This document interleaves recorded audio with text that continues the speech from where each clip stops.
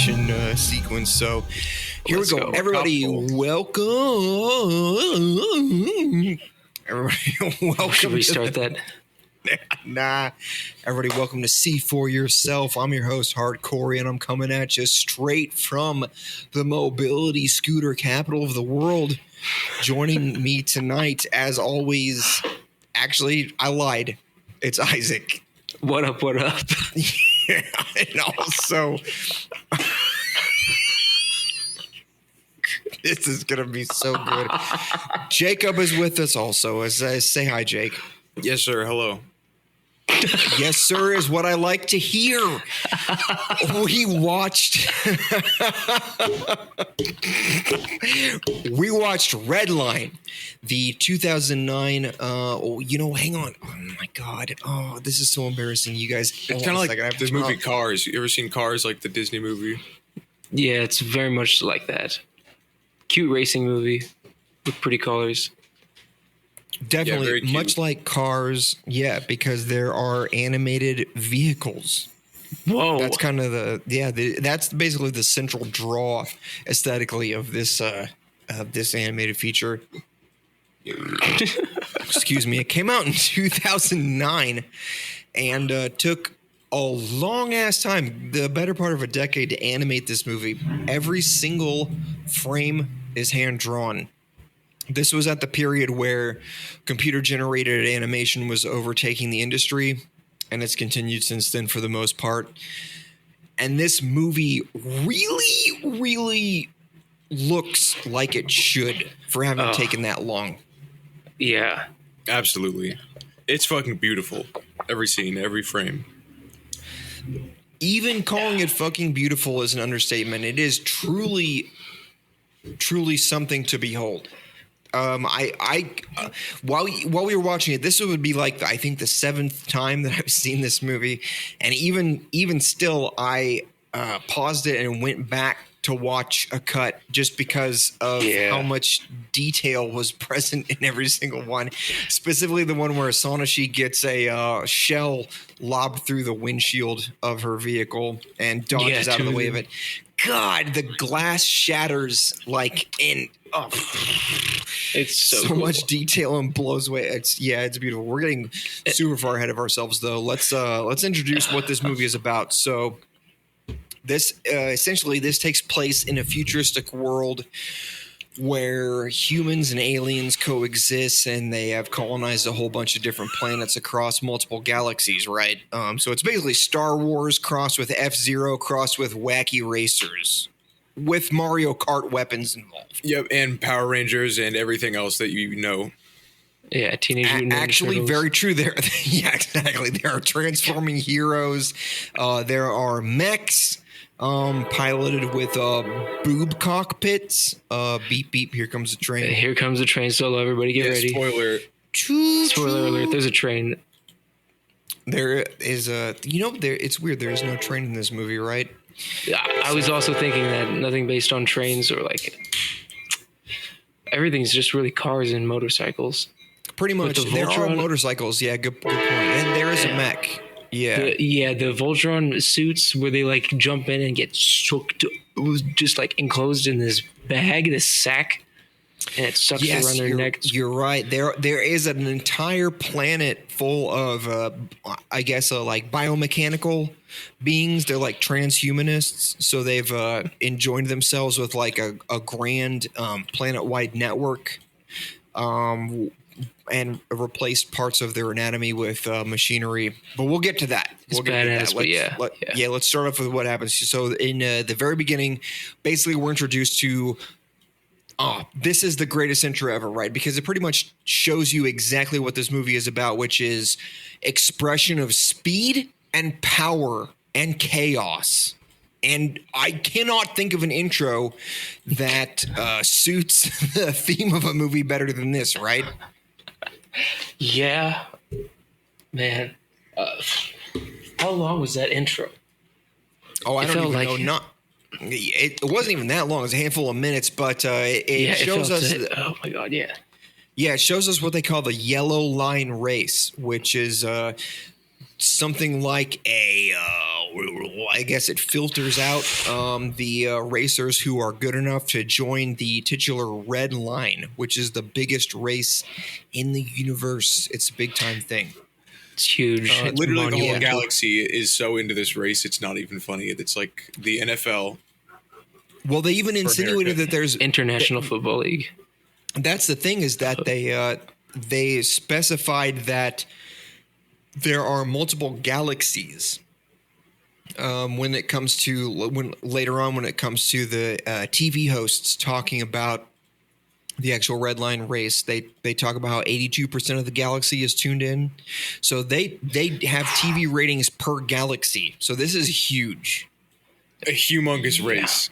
yeah, big time, best in the universe. So we already dropped some references, but this is like the best reference that I have. It's like Wipeout versus Extreme G.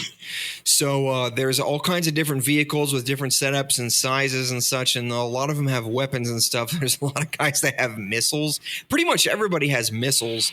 We find out later on that a whole bunch of these machines have like autocannons or machine guns built in to their Infinite body. amounts of new ways to go faster. Yeah, well, that's one specifically as a Super Saiyan racer, but we'll get to him later. They've got one of them. At least one of them has a sort of grapple hook, which is a pretty sick idea. You know what? Do you guys remember Lego Racers at all? The OG Lego Racers? Yeah, the game, like the racing game with the portals and stuff. On PC, yeah. That shit was insane. I tried to play it again a couple years ago or so, and it made no fucking sense. Or I think I just watched a YouTube video and it made no fucking sense. Yeah, it's mad janky, so but many it is shortcuts. actually it is really cool. And there was an item in the Lego Racers game, because the way that thing worked was there was like I'm trying to remember. I think there was a red, yellow, blue, and green bricks you could pick up. So if you snagged like a red, it would be a cannonball shot. But if you held onto it and then you grabbed another red brick, you would get like a homing missile. Oh my god, So- that's right. All the combinations. Right. So it would so if you grabbed a multiple of one color, it would build up. But anyway, one of them, I think, I don't remember which one it was, if it was red or I think it was green was boosts. But one of them you grabbed, if you got to level 3, you shot out like a grappling hook and you latched onto another racer. Yeah. And you would pull them back while you while you rocketed forward past them. So a lot of these racers use something similar to this, which is fucking awesome, because we play these video games where you have insane technology going stupid fast around insane tracks, and you're using all these crazy weapons and stuff on other racers. And this is actually the first and only movie I've ever seen that actually expresses what that feels like. Now, I know we've got stuff like what am I thinking of? Death Race. There was a recent one. Do you guys know what I'm talking about? Death Race. Yeah, No, Mad Max would be another one. There was another stupid one like Death Race 2020. Yeah, I don't know. I'm not sure. Well, they did the same kind of thing where they had like machine guns on cars and stuff like that, but it was stupid. It sucked. Badass. Nope. I mean, yeah, badass concept for sure, but the movies were really bad, and this is not bad though. One of the coolest things is because of how well these vehicles are designed. They all look fucking crazy, and they all have these cool ass weapons that like pop out of panels and compartments that are hidden, because that's kind of part of their whole shtick while racing, is that people aren't supposed to know what kind of hidden capabilities the vehicles have. This appears to be a totally unrestricted class of racing, right? Yeah, I think so. I don't really remember talking about rules or them discussing rules. They really didn't. Pretty much the only rule is you get to the finish line before everybody else and you win. Yeah. So in the very beginning, we're introduced to the characters. JP is the name of our protagonist, and he drives a yellow Trans Am 20,000, which is fucking cool. This car actually looks like a Trans Am from the 80s, but apparently it's updated for 18,000 years in the future. Looking sick, honestly. It's a great car. He's really small compared to the other racers. They kind of have these gigantic machines with multiple compartments, and a great many of them actually have dual pilots. We see later on that a lot of times the pilots control weapon systems and stuff like that. But anyway, there's we can't go into too much detail in this opening scene, but suffice to say that it does an excellent job of showing just how powerful these machines are and just how fast they're going, especially when it cuts to the spectators and they're watching stuff. They're getting like blown away in the draft of the vehicles as they're going by. It looks like they're all dying or would die when they eventually landed. It's so right. absurd. It's like when you see people who are watching rally race and they get too close to the track and a rally car just like drifts by them and like launches off a ramp. Yeah. Oh shit! It comes within inches of them. That's what this is like, but multiplied by a huge amount. And let's see here. JP he's basically rivaling another racer named Sonashi. And she's actually the only one with a hover machine, which is kind of weird considering the technology that they've got, right? Because you'd expect that that would have some kind of advantage on the very rough courses that they're driving over, because there's a lot of rocks and bumps and stuff. They're not racing on paved tracks or anything like that. There's no tarmac. They're racing over just straight up terrain. Yeah. Yeah, a lot of the time they're driving on rocks and really hard stuff. And it kind of busts their car up a lot. There's so much damage to cars. It gets stupid, actually. We'll get it later. Yeah, it is. It is actually cool how much these vehicles get damaged, and then you get to see what it reminds me of. What it reminds me of, especially later on when they actually get to the Redline race, is when you're playing like a shoot 'em up, and you've done a whole bunch of damage to a boss, and a whole bunch of like pieces break off of it, and then it just does like this crazy transformation and turns into like a smaller, faster machine with like more guns, and you're just like, why didn't you start out with that? You could have killed me so much faster. I can't handle this for that long. It's that same kind of thing. But yeah, so we get this crazy race. We don't even go into it. There's one thing that I wanted to point out. It actually has a bearing on the plot later on, but JP has a sort of, I don't know what to name this thing exactly, but it's sort of like a little tank of fluid, and he shoves a little capsule into it, and the capsule combusts, and that sends some kind of I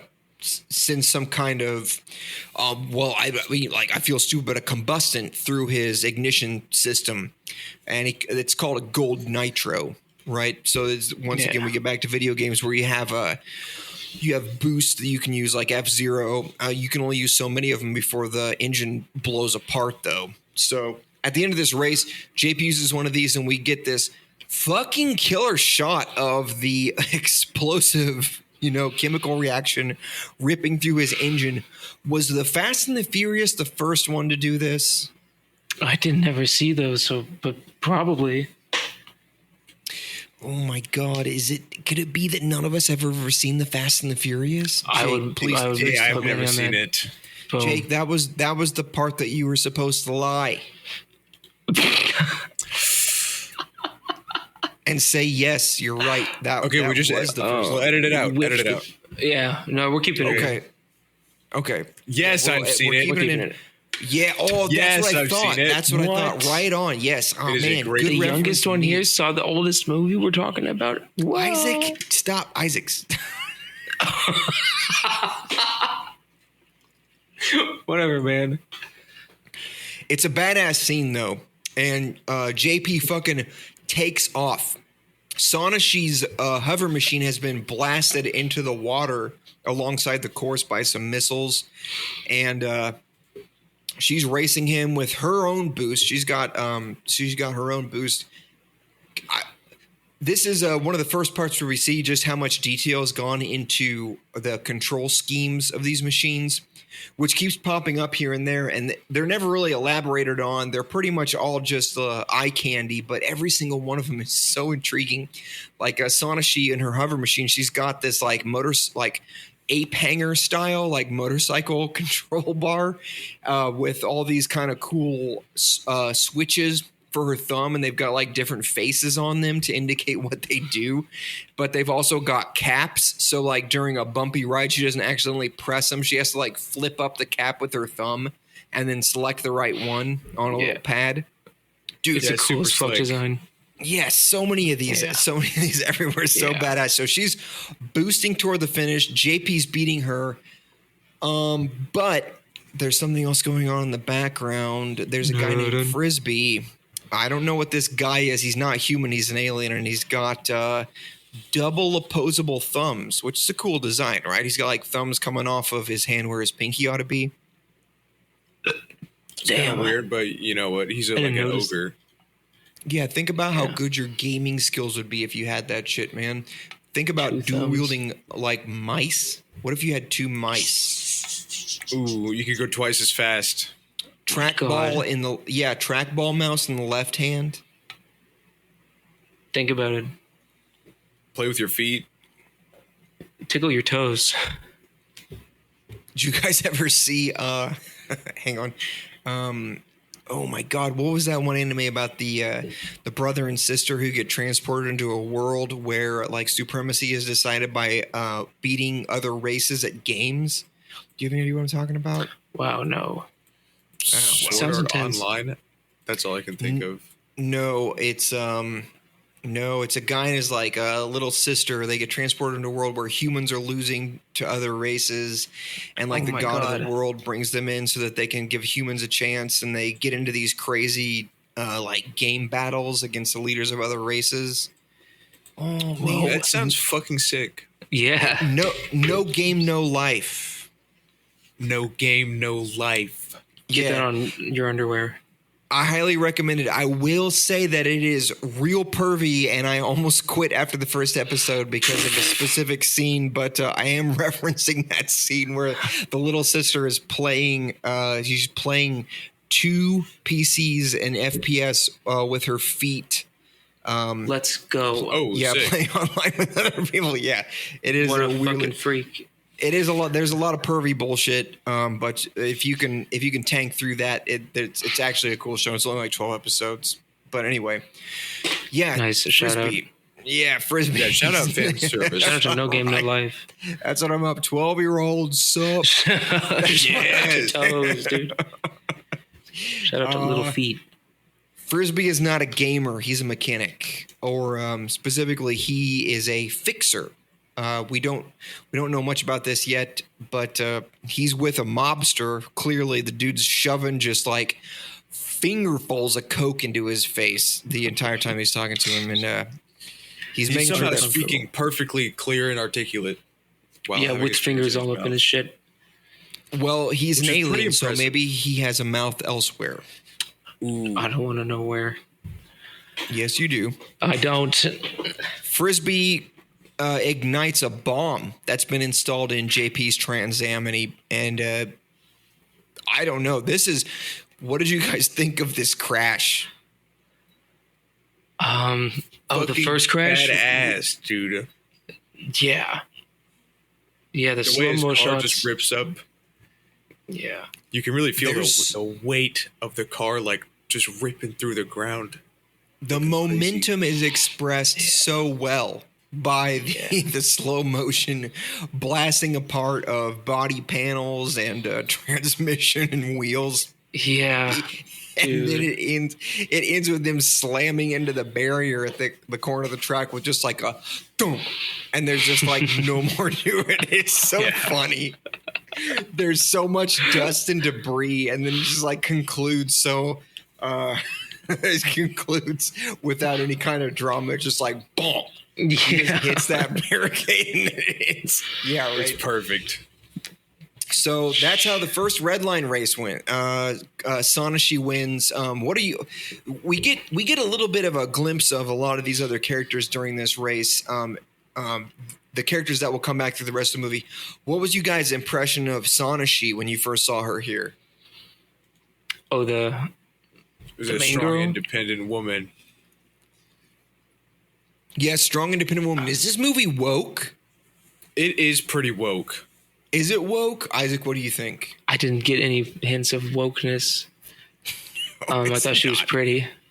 And respectfully so, I would touch her boobs. Sonashi is fucking beautiful and awesome. Yeah. She's her one of hair my is awesome. Her hair is great. She's even got the dual dyed hair where it's like pink underneath, two-toned, blonde on top. It's sick. And she's also drawn like extremely sexy with like big ass boobs and a tight little shirt. And the tiniest waist wearing, you've ever seen. Yeah, bro. tiniest waist, super tight little pants, badass sneakers, which I might add is my thing. Based. Yeah, that's what I'm saying. I'll respect that. I prefer them without the shoes. Okay, I'll be right back. Cuck, but Cut it out.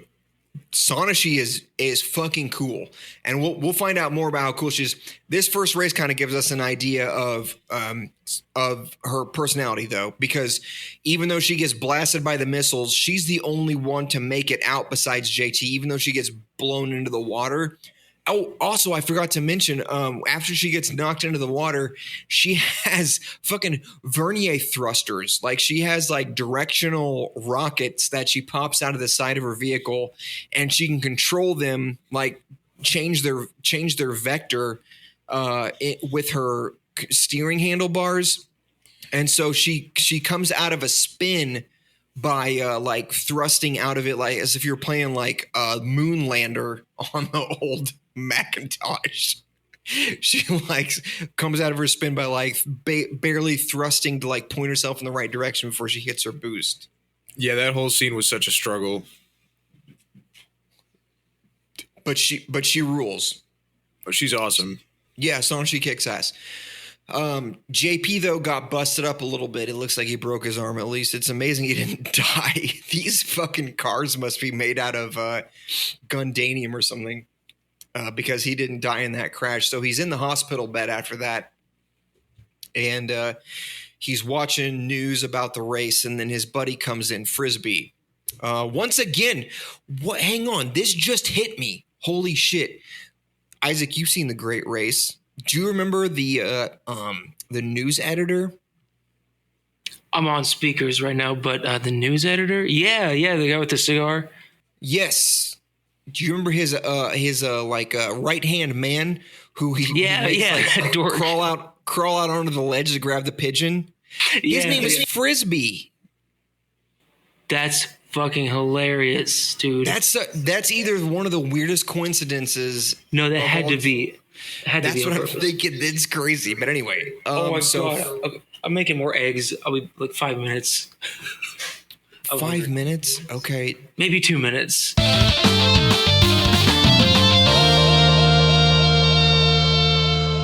JP crashed the fuck out of his car. That's where we are right now. He's in a hospital bed, and his fixer, Frisbee, comes to visit him. Right? Through this short conversation, which actually is really good. Do you guys agree that the dialogue here was written really well? I can't say I remember it. You're welcome. It's like, how does it go? Frisbee strides into the room and sits down on a suitcase full of money, and they just kind of like sit, not looking at each other for a minute, and they say "hey" at the same time. Right. Yeah, that was good. So funny, and they start. They deals. do the same joke like over and over again, right? He's like sitting down. Yeah, in bed, and what does he say? Right, they're doing this back and forth that is definitely like very scripted, but super does funny. a really good job of super funny.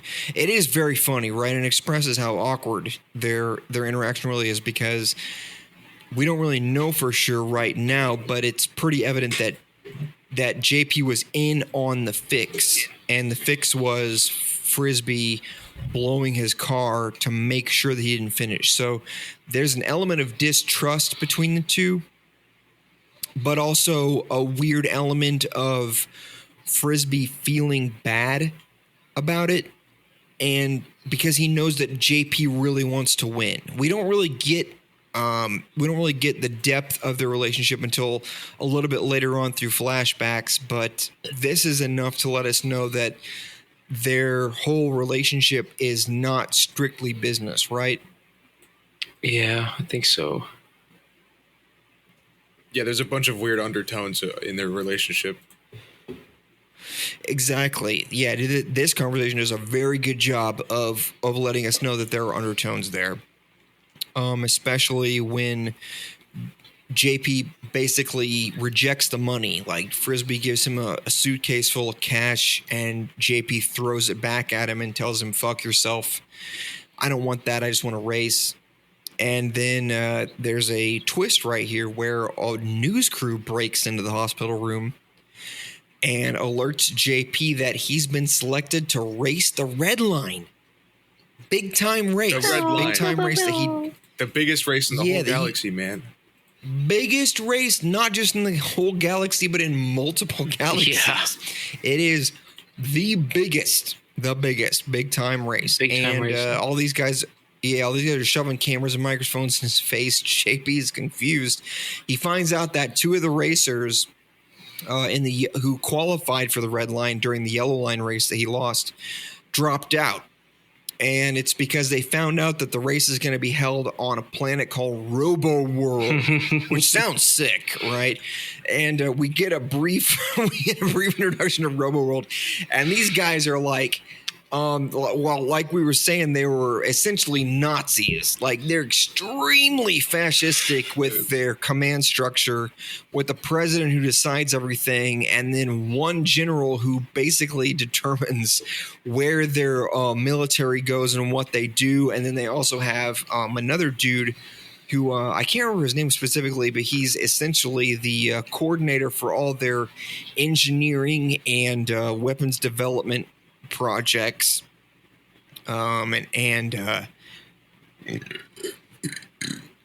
Nice. Excuse me, Jesus Christ, thank you. Here we go. It's the burp train. Perfect time to take a break. Yeah. Oh my fucking God. Who is that guy's name you're talking about, that engineer? I actually can't remember exactly what his name is, but he's got a voice that sounds like this. Yeah. He was like the right-hand man of the... Yeah. Of the jingle. Yeah. Dude. We'll just wait for it. Yeah.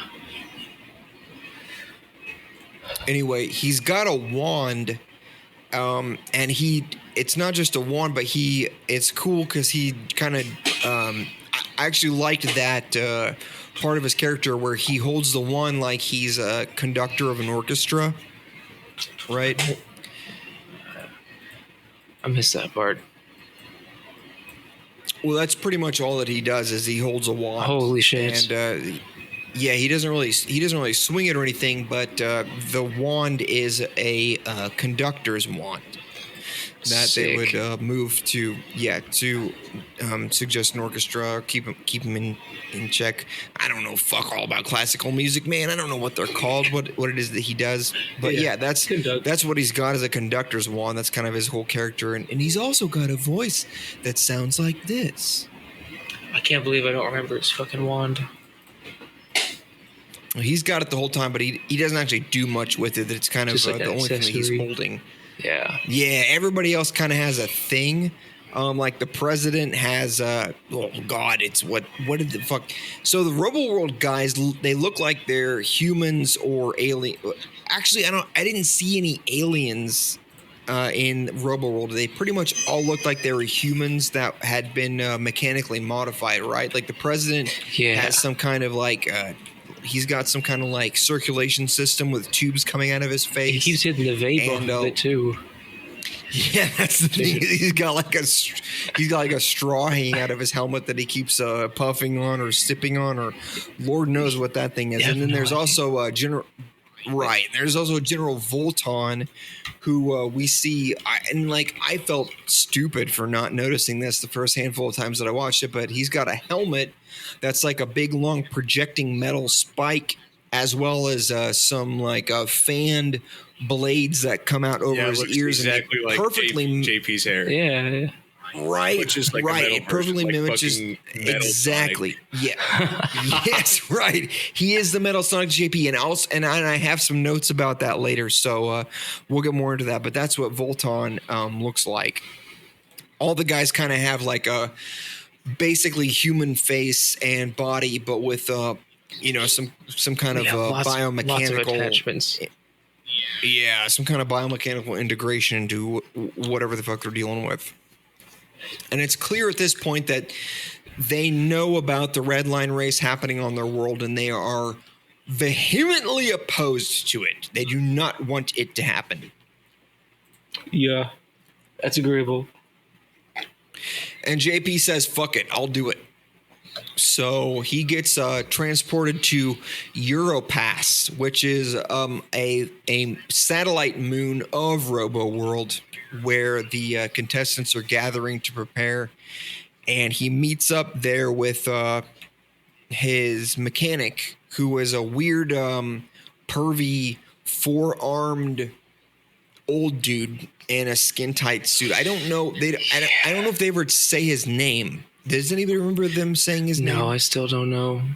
I think he did have a name, though. I thought they just called him something like Techie or Old Man. Yeah, they just call him Old Man. Yeah, they call him. Yeah, exactly. I every time they reference him, it's Old Man. So anyway, he has a garage on Europass. Mogura, or however you say it, Mogura. But he's referred to as Old Man or Pops in the movie. Yeah. Oh, okay. All right. Good deal. Yeah. Thanks, Jamie. Kill me, dude. He's the weird four-armed dude. He's cool as fuck.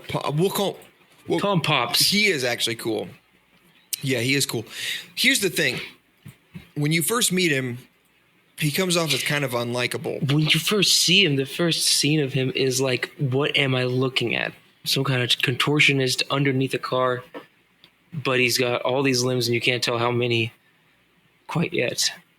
It's fucking creepy. Yeah, because he's got this weird level of flexibility with these very long limbs, 2 legs like a human, but 4 arms, and like a relatively humanoid face. But yeah, he looks very uncanny, but it makes sense that he's a mechanic because we actually see him later on, like using all 4 of his arms to work on JP's vehicle. Yeah. So he is a cool character, and what I like about him is, like, I was gonna say, you guys, we've probably all met somebody like this, right? Who's got a very rough, confrontational exterior, but they don't necessarily have a hidden agenda, so to speak, but they're still on your side despite the kind of things that they say, and they take just a little bit of convincing in order to, they will never outright admit that they agree with you, but you can tell that they are on your side. Do you know what I'm talking about? Yeah, right. Like kind of like neutral in their position. And like, no. Well, he's yeah, I don't know. He's definitely on JP's side, right? He is, but he's like reluctant to. He kind of reminds me of Michael Caine, Batman's whatever his name was. He's just like will kind of do whatever he wants and help him out, but I mean, he doesn't really like it most of the time. Right, but also you find out that the reason that he's so bitchy about stuff is because he's concerned about JP. Yeah, true. He doesn't want to give he doesn't want to give JP equipment that would put him in harm's way. He actually really likes JP, and his gruff exterior is a sort of way of masking his concern for his buddy. Yeah, definitely. Like, kind of like toxic masculinity, love expression or something. Just. Oh, by the way, it's train time. Train of toxic masculinity. Get on the toxic masculinity train, everybody. All aboard, bitches. That's the new name of this podcast. Yeah.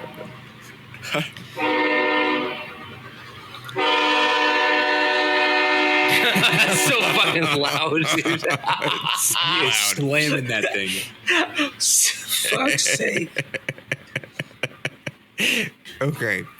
Chugga. Man, how many fucking trains? Yeah, it's not even been that long since the last one came through. That's insane. Been like 3 trains in the last hour or 2.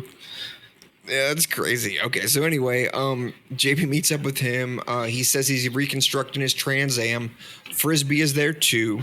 So they're going to work together to get his Trans Am back together for the Redline. And in the meanwhile, JT, fuck me, sideways. Oh my God. You know, Jesus should this be my Christ. last episode? Should I quit the It's podcast? over. Jake, are you ready to take over hosting duties? Yeah. Give me the stick. Okay, you take it. You take it from here. Okay. Describe what happens next. Can you give me some help? Yeah, this is where JP gets his hover cycle and he goes to the restaurant. So just describe what happens from there. Right, the restaurants. You just made that up. That's not actually a thing in the damn movie.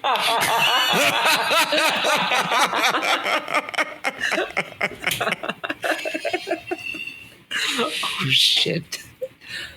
Thanks, dude. I'm back. Thank God. Sorry, guys. My little brother took over the podcast for a second.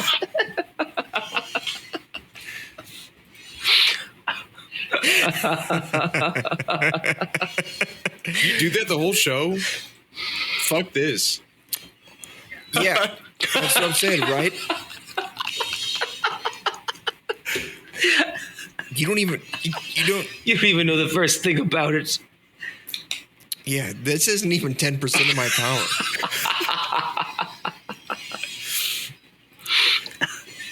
Come back in 10 years. JP gets a hover motorcycle, which is badass as fuck because I don't know if you guys noticed, but it's got like a chopper design, but it's got like jet exhaust engines on the front and back, and they blast black flame. Oh my God. So it's like It's so sick. Crazy.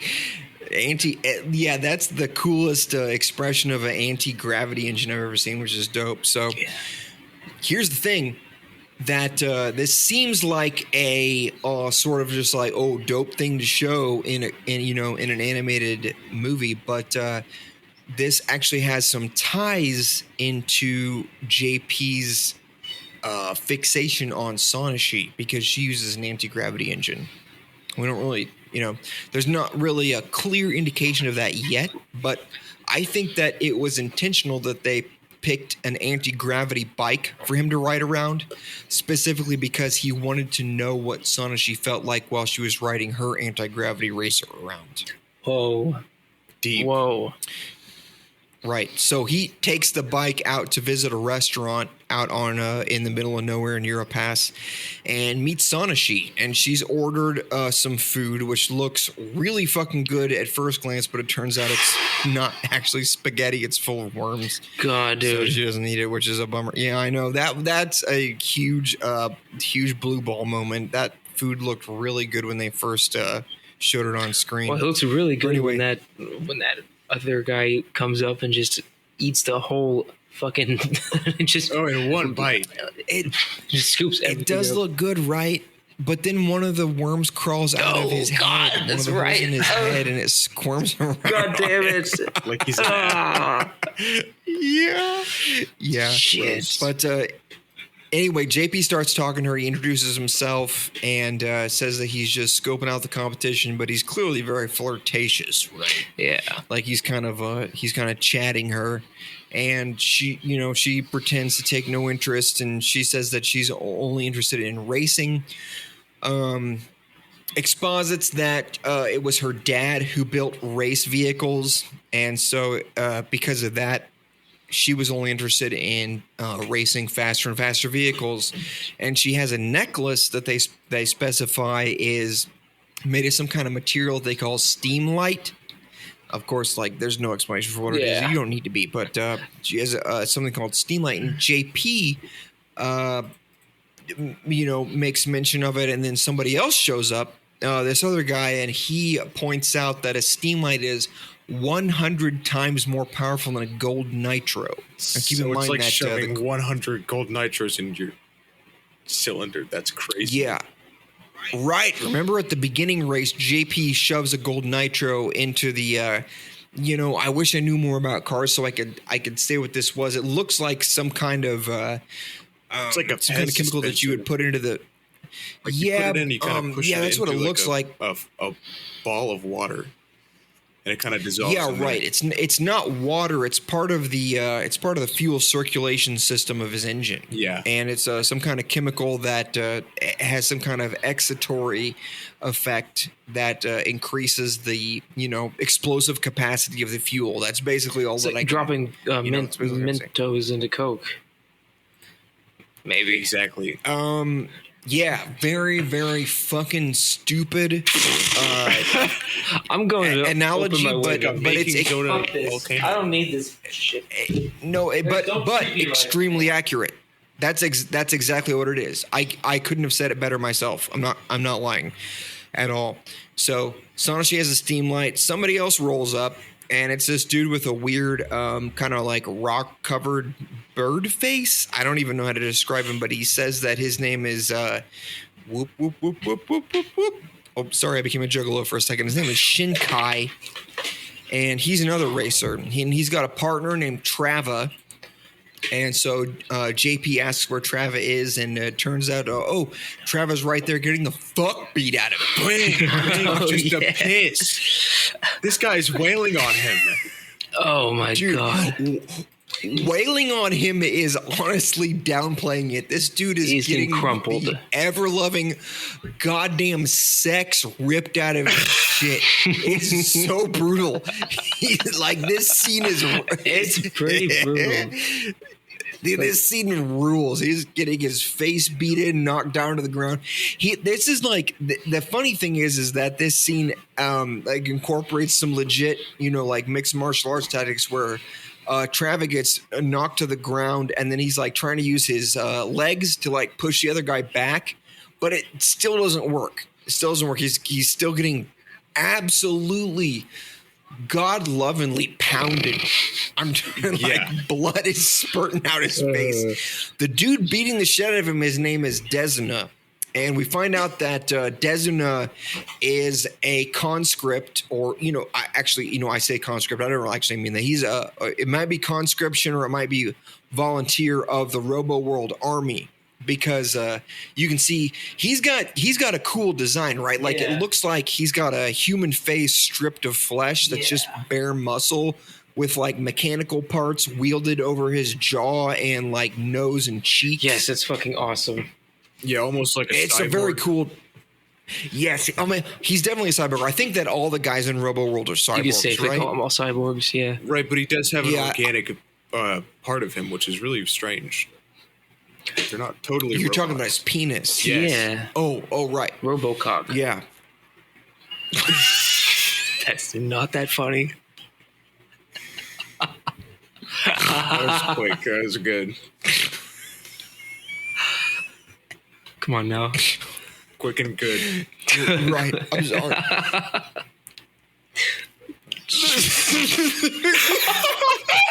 No way.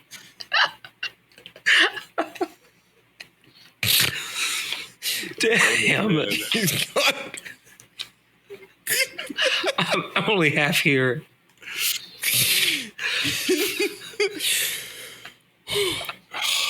Jeez. Breathe in. He has no problem beating the fuck out of Trava.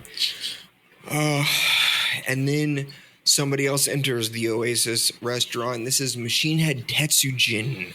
This dude is like the number one universal champ of racing. right? Yeah. And he busts He's in the and, like, fastest. dude.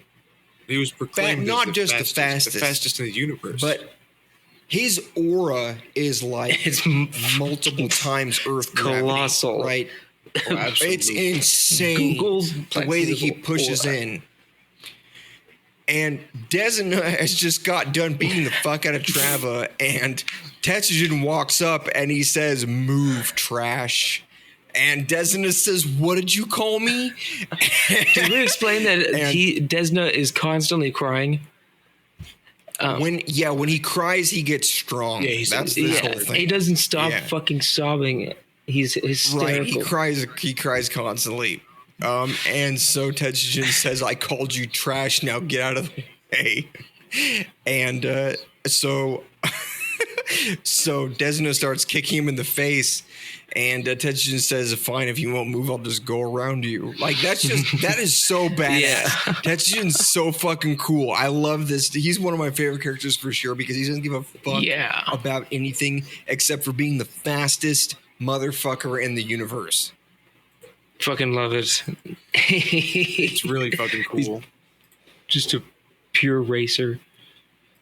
Exactly. Everything that he expresses is about being fast. But there's an issue right here. You see, there's actually a really cool scene at this moment, and a whole lot of things happen in a short amount of time. But basically, you see Tetsujin react. He pushes Desna out of the way as if he's going to fight him, but you find out that it's because he's shoving him out of the way of danger. Because a ship crashes into the restaurant, blows the whole windows out. There's a whole bunch of fish tanks in the restaurant, including one around the booth that JP and Sonashi are in. And all the glass shatters and all the power goes out. JP grabs Sonashi, pulls her out of the way real quick, and then General Volton, the dude who's kind of like, we understand, not quite, but we get the idea because of his helmet style. He's kind of like the shadow of JP, right? Super dedicated to a specific thing. Yeah. Being the antagonist of He GP. strides in. Yeah, big time. Even though they never go head to head, it is interesting how they're both portrayed as being hyper dedicated to a cause, but in different ways, because it's very clear right off the bat that Volton is hyper dedicated to Robo World and its defense, and JP meanwhile appears to be sort of a wayward rogue. Yeah. right? Where we don't really get a clear notion of what it is that he.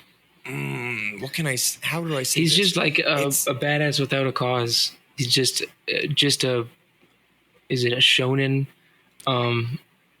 architect? Like a thrill seeker.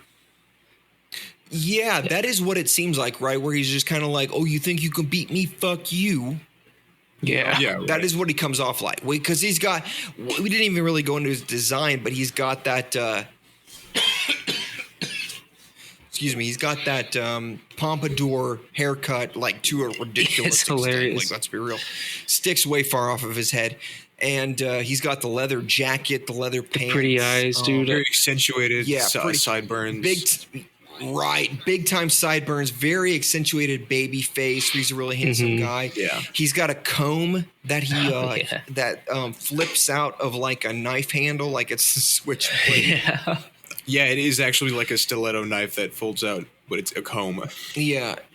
Very, very exaggerated, sort of like pretty boy, tough guy, sort of like Johnny Bravo gangster type, but more badass. maybe. Yeah, fully. Yeah, right, exactly. So he's got a persona and everything, and it kind of encourages us to take him. Oh man, like I don't know. I don't know if it really encourages us to take his word in any one direction or other, but it definitely helps to obfuscate what is the purpose of him doing this kind of thing, like wanting to win races. Besides, he's a pretty boy, like maybe he desires respect or something like that. We don't really get a clue of what it is that drives him to do these kind of things, like when he strives to win the yellow line, and then when he's in the hospital room with Frisbee, why he decides to say, yes, I'll go ahead and like I'll volunteer. I'll be a racer for Redline. We don't really get a clear clue of that quite yet, but right at this moment, we get an idea when we see General Volton come in, his shadow, right? And Volton's purpose here is to bring Desna back because Desna is under his command. Volton punches him in the face in what is, I'm going to say, the most brutal face punch I've ever seen in a cartoon in my life. Oh, absolutely. His teeth get stuck in his fucking knuckles, all four of his fingers. Yeah. Yes, when Volton Volton punches him out in one hit, and then he draws his fist back, and he keeps talking to him while he's plucking his teeth out of his knuckles. Disgusting. So brutal. Fucking sick. Yeah, and he says basically like, you have no business here. And then JP, with his big mouth, jumps in and says, hey, man, this is a demilitarized zone, not under Robozone's control. What's your issue? And Volton basically says, ho, ho, ho, I do what I want. And he has a bunch of guys point guns at JP, and JP continues mouthing off to him, and he gets a rifle butt to the back of the neck, and so he passes out. And presumably Volton leaves with Desna, and that's the end of that scenario. But in the next scene, we got JP driving Sonoshi back to her like portable garage. I don't know how these things work, but she's got a garage with her machine in it, and JP's driving her back to it, and they have a brief conversation. Hang on, let me pull up my notes real quick. Oh yeah, there's actually something interesting here. After JP gets knocked out by the rifle butt, JP has a flashback where he remembers watching a race with all his buddies, and he sees somebody crash, and it's Sonoshi as a kid. JP's a kid too, obviously. Sonoshi crashes into like a tire wall in some weird kind of like, it's obviously more amateur than Yellow Line kind of racer, where she jumps out and she tries to dig her vehicle out, and JP's friends are taunting her, but JP just tells her that she can do it, and she yells back that they're all losers who will never do anything, and she's determined to win the red line, and she's not like them because she'll do anything that it takes to win the race. And she actually manages to pull her vehicle out of the tire wall and then take off again. And you see, like, it's very clear from the, this is the forte of anime movies, right? Where so much can be expressed on a character's face in even just a single frame. Yeah. And so you know that's actually a huge part of JP's motivation, is seeing Sonoshi race as a kid. So we get that he's not just, some kind of playboy, but he actually has some kind of very deep underlying respect for Sonoshi, specifically as someone who accomplished what he didn't. Oh, wow. Right. Yeah. Yeah. So this all happens right before he, as he's knocked out. He drives her home and, drops her off. They have a little bit of conversation about stuff.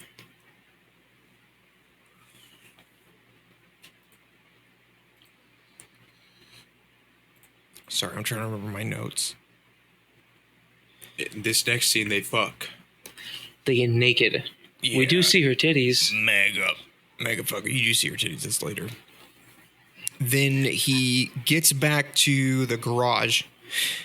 Frisbee and his mechanic, what did you call him? Pops? Yeah. Pops is the best name, I think. Yeah. Frisbee and Pops, they're arguing over what kind of engine they should install in JP's machine. Frisbee wants something that is more powerful than Pops is willing to install. And JP's just like, give it to me, baby. Thank you. JP says that it doesn't matter. Give him the most powerful shit that you can possibly get. Holy shit. Is that a burp cough? Thanks, buddy. Yep. And Frisbee says, all right, I'll get the money. you know where we get the money. Wink, wink, wink, wink, wink. And Pops is like, no, fuck this. This whole thing is too dangerous. And JP's like, come on, man. Yeah, really begging him. Come on. Just telling him, like, Yeah, we're going to do this. This is a good idea. But this is another thing that this is actually a very interesting dynamic between JP, Pops, and Frisbee, right? I think that they make a very cool team. Yeah, me too. Yeah. Because JP has his own kind of interest in winning. That's basically all. Right. He just wants to win. He wants to win. Right. He wants to drive as best as possible, as fast as possible. Yeah. Pops actually has some kind of concern for JP's safety, which it appears that Frisbee doesn't have. Not at all. Because, well, here's the thing, though. It appears that Frisbee doesn't have that concern for safety, even though he is. We'll talk about it later. Okay. We'll talk about it later. We'll get into it. We'll get into it. It's an interesting dynamic. It's that it's a triangle. It's an evident triangle of motivations that converges in a way that is really interesting at the end. I'll just say that.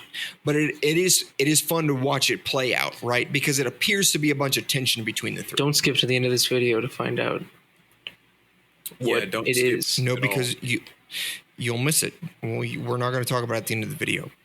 So, so Frisbee's getting a big ass engine, and he tells JP that he has ways to finance it. JP knows what that means. Pops evidently has an inkling as to what that means, and so he straight up says that he won't install it because it's too dangerous.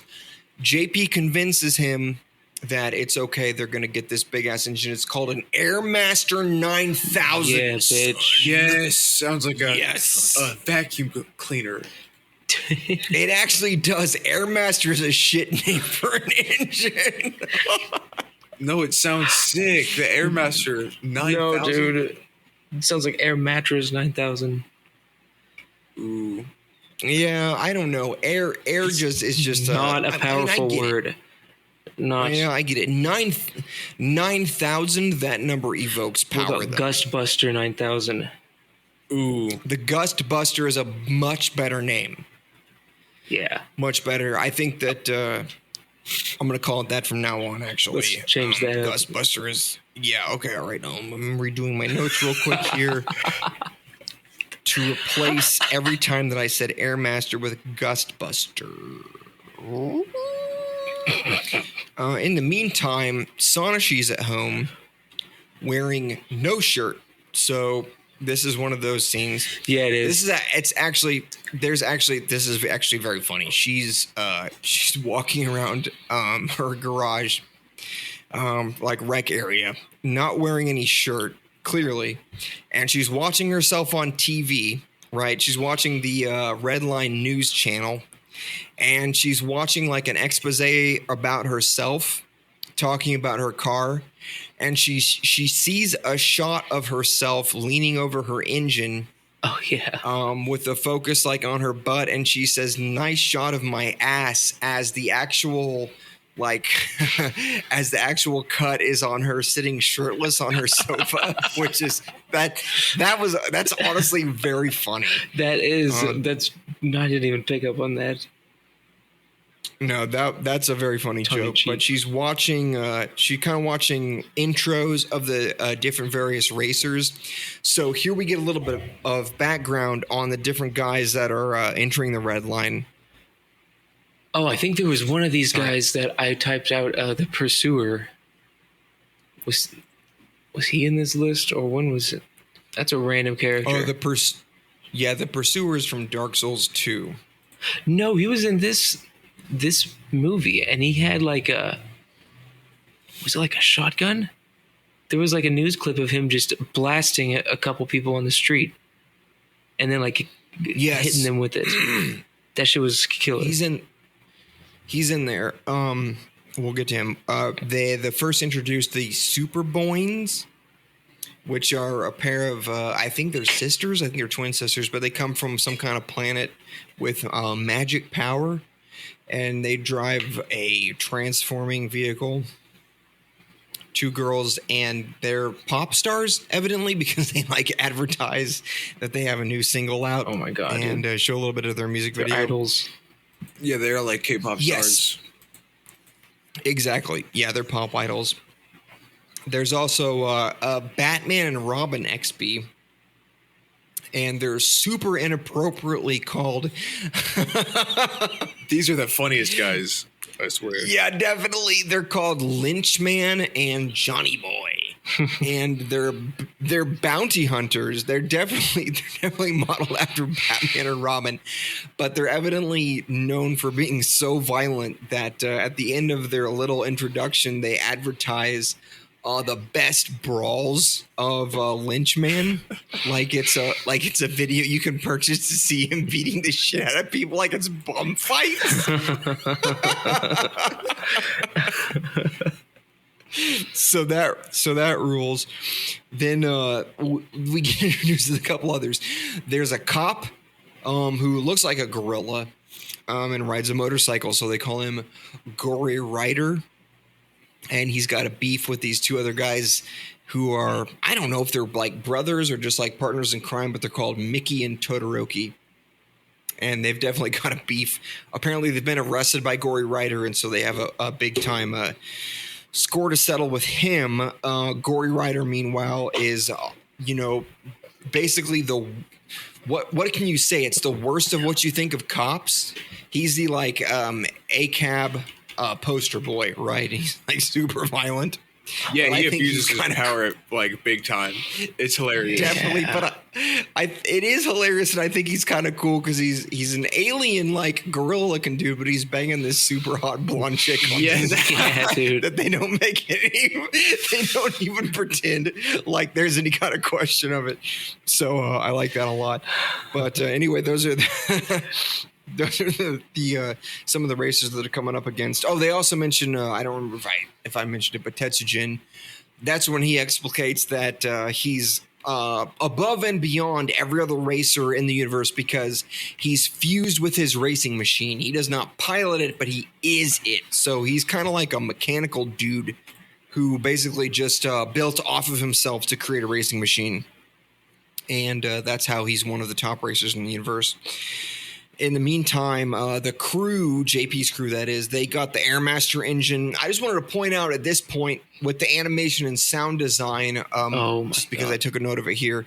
Yeah, I mean, like it's impactful all the way up to this point, but this is specifically where I chose to take note of it. But how well all of this with specifically the lighting from like flames and like exhaust smoke and stuff like that, dust kicked up by wheels, and the sound design of like all the whirring and explosive impacts really conveys how much speed and power is coming from the machinery being used here. Does anybody know? Yes, Yeah. the sound and the visuals display it like perfectly. It all adds up. It all fits. It sounds nice. It's almost stupid how much it, because look, here we, Yeah, right. Okay. One more time. That's what I'm saying. Two more times. Let's go. No, make that It's the really easy podcast when intro.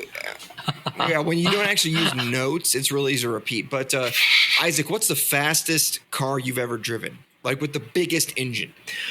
The biggest engine, I don't know. Probably the Toyota Sequoia that we had. That tank. That was a V8. Yeah, V8 in that fucker. What is it, like 400?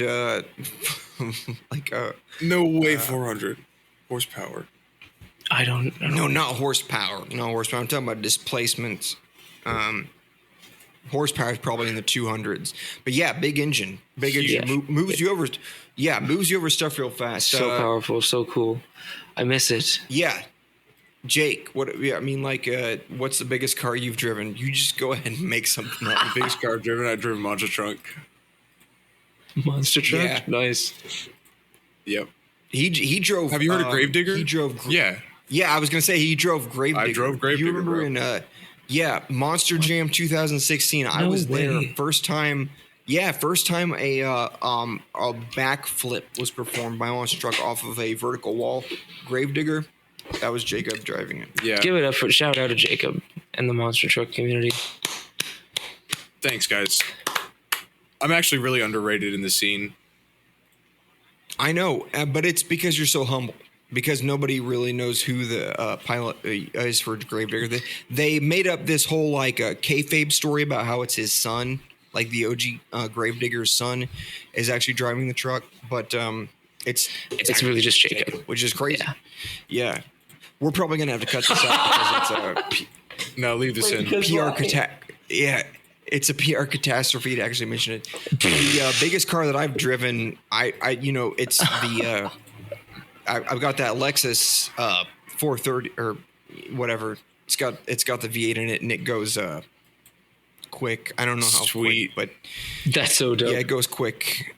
And I've also driven Beamers, V6 Beamers, faster than I'm willing to admit publicly. But I did crash Dad's 528i.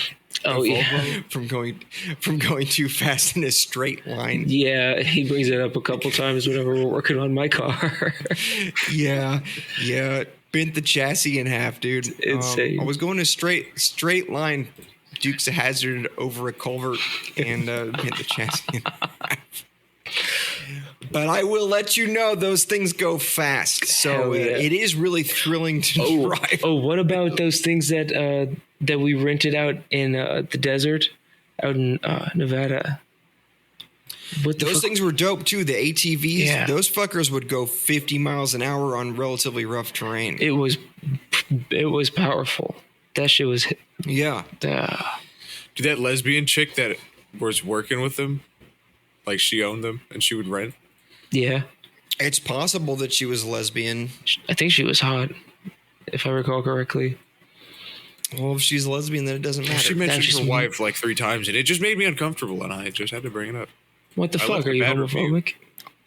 All right, chud. This is Gravedigger's driver right here, ladies and gentlemen.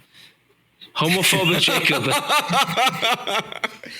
Gravedigger is getting canceled right now. Isaac, you and me went off by ourselves in one of those machines because we wanted to tackle a path that nobody else could. Yeah. And we went over a ridge that looked way too steep for a vehicle to go down, and we were both looking at it, and we were rolling toward it, and we were like, oh fuck, and I just gunned it, and we ripped down that son of a bitch and up the other side, and that thing handled way more than what I was what I was prepared to handle with my experience with machines. Yeah. So there was another time we tried to go up something, and I think I might have been driving. I remember me driving and trying to go up this one hill that was just too steep, and you had to tell me to back up, and we were almost all the way up, but yeah, that shit was scary. Yeah, but it's thrilling, right? Super thrilling. It's thrilling to drive a super fast car. So you get where JP is coming from. For sure, dude. You want the biggest, It's best thrilling car. to get it. Yeah, it's thrilling to get behind a machine that's just stupid. Yeah. And so he does, right? So they put the Airmaster 9000 into a test car, and JP crashes it because that's what JP does. Is he crashes cars.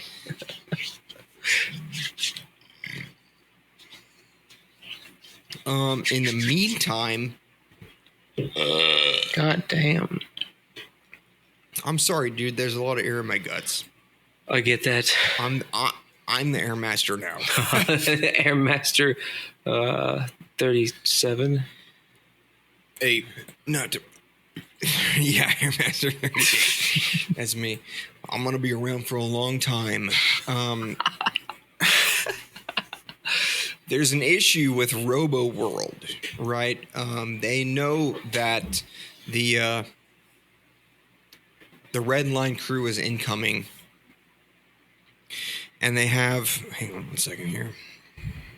Yeah, they have a projection of the Redline mothership that's going to drop the cars onto the world. They know that it's going to come out of a wormhole. And the main engineer dude informs the president, and the president gets super pissed. And he says, Oh, yeah. I have to pull up the quote directly. Hang on one second. He says, man, do I do a voice? I don't know if I should do a voice for sure. Just mute and try it. Hang on. I do have another note here. They mentioned that the Airmaster can withstand 3 gold nitros. So that's not super important. It's kind of some like power scaling bullshit, but it is in there because we see that JP almost blew his car apart at the beginning of the Trans Am 20,000. He almost blew it apart with a single gold nitro. So that's pretty badass that this thing can withstand 3. But let's see.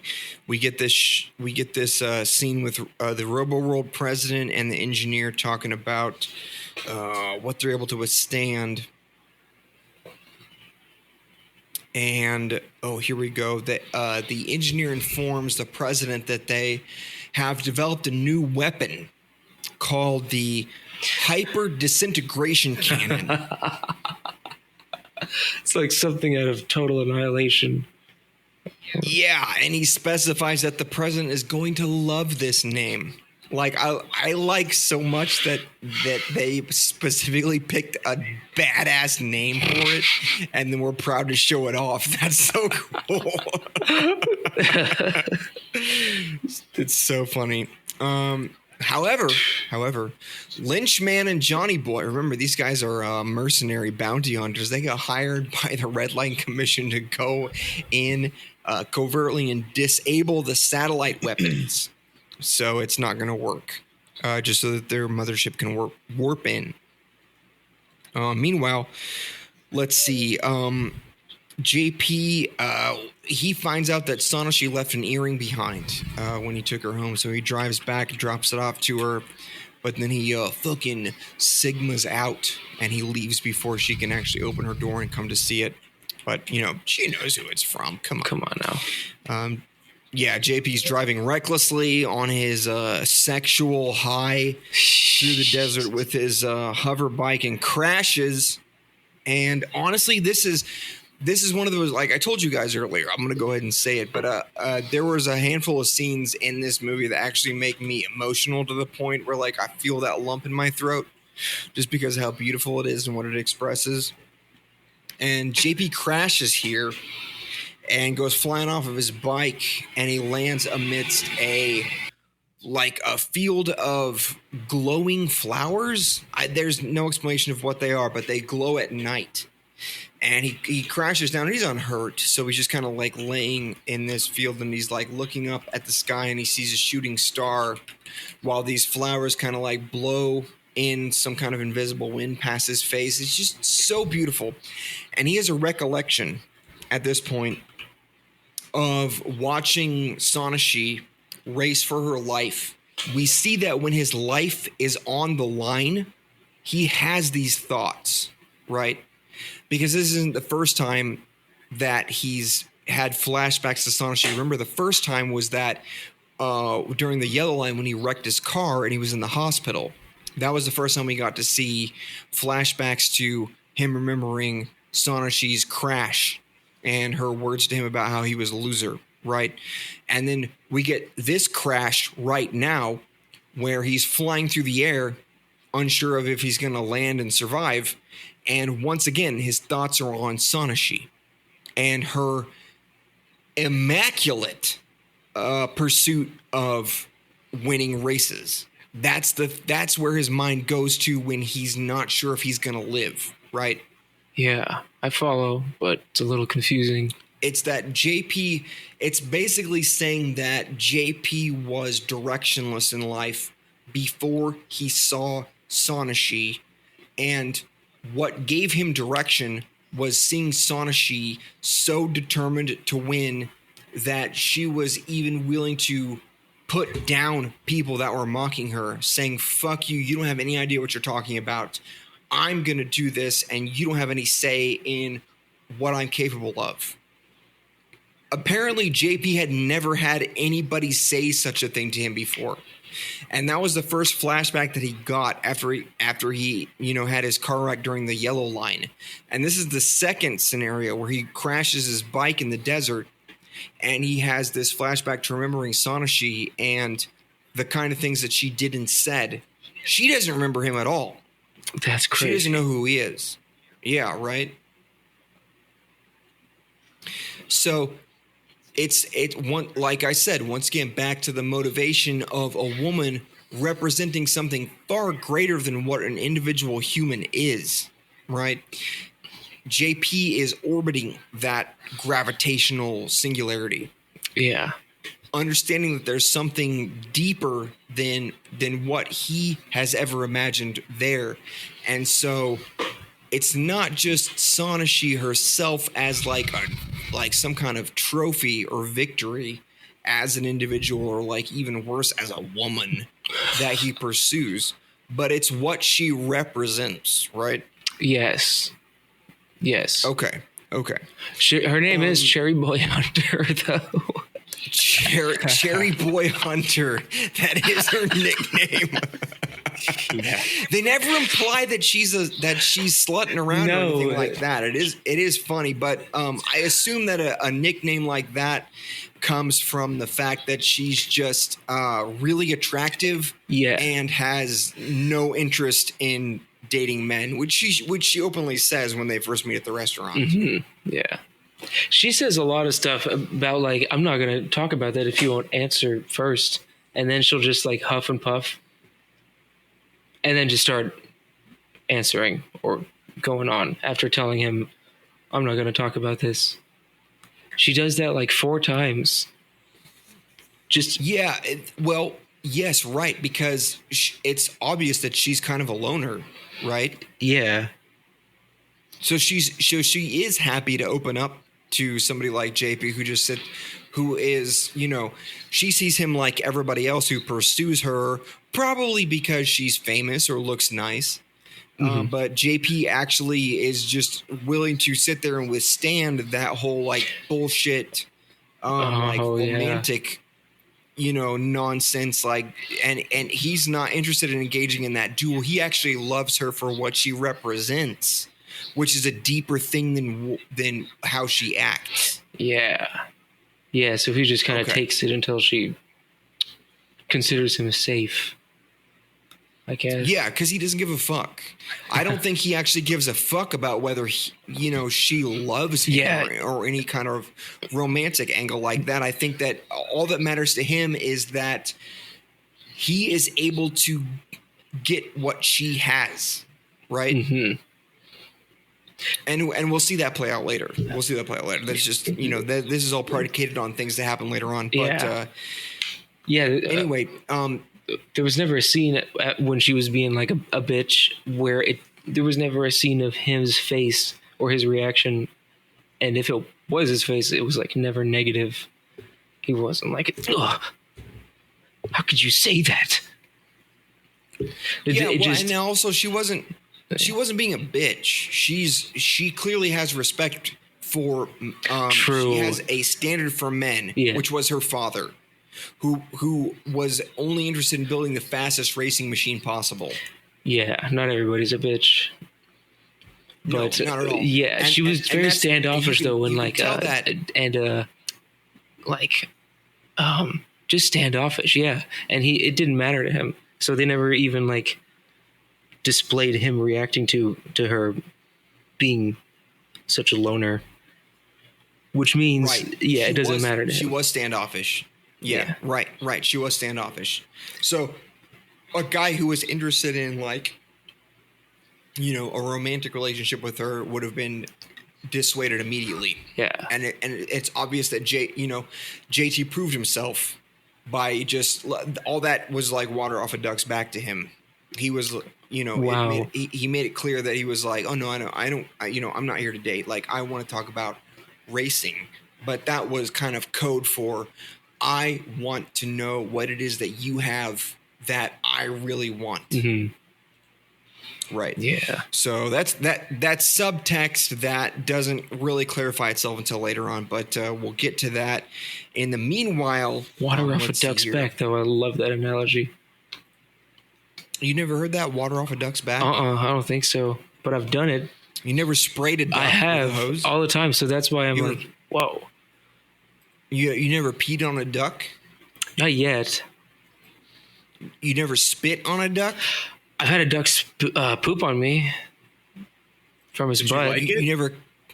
Really didn't like it. I was holding my cousin's. I have a picture of this. I got bored with that one. Wait, what? Fuck. Whatever. I had this bearded dragon on my lap, and it shit all over me. After I fed it like 15 of these little worms, it just pooped all on my leg, and I took a picture of all the shit. Right, so you could save it for later. Yeah, straight to my wank bank. Yeah, because you liked it so much. Mm-hmm. That's a funny joke. You loved it, Isaac. What do you think? Whoa. Whoa. Come on now. Oh, shit. Ooh. Jake, what do you think? Spumoni, You ever had an animal shit on you? Nope. what do you think? You know what, Isaac? So, You know what? You and me, listen, close. We're going to team up right now. oh, yeah. You can't, which means, what I mean by that is that you can't disagree with me henceforth. Understood. Jake, you have to come up with a catchphrase, and I'm gonna give you a countdown, and I'm giving you a warning for the countdown, which technically counts as an extension of it. Well, give him a second. but, I gotta I'm get gonna some water. start- Give him And a this is also stalling for a countdown. I already came up with one, so you can start now. Not at all. Whoa, oh, really? Will, okay. Go. Fuck. Ooh, buddy. Oh, buddy. Okay, no, here's my actual one. It's a good thing that Isaac's gone. Hang on, though. I'm curious to hear what Isaac has to say as soon as he gets I'm back. here. So, What'd he say? were you able to hear Jacob's catchphrase? Did not. He just said "fuck" really loud, and it didn't actually sound that good. No, that sounds like it was really bad. Yeah, I don't know. What do you rate that? That's a F minus. Ooh, you got the same I got the rating F as Spumoni, minus. buddy. Mm-hmm. Yeah. Dude, that's your 0 for 2. Get it together. All right, I'm leaving the podcast. Mulligan, I don't come on, one more time. Okay, we'll give him one more time. Oh, we'll give a quick countdown. 3, All right. 8, 5. 2, 1, go. Give me something to eat.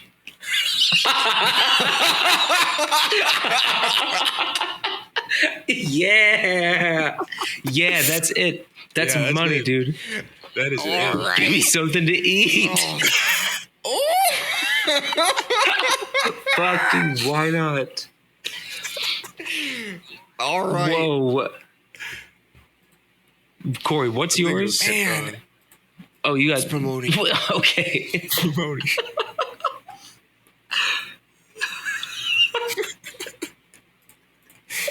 That'll happen is That'll happen. It's a good one. but that's what do you call More it? like a general. When something is Oh, not trademarked. It's Free use. yeah. Public amenities. public domain. Thank you. Jesus fucking Christ. God damn, we're nailing the shit out of this podcast. What's chilling? guys.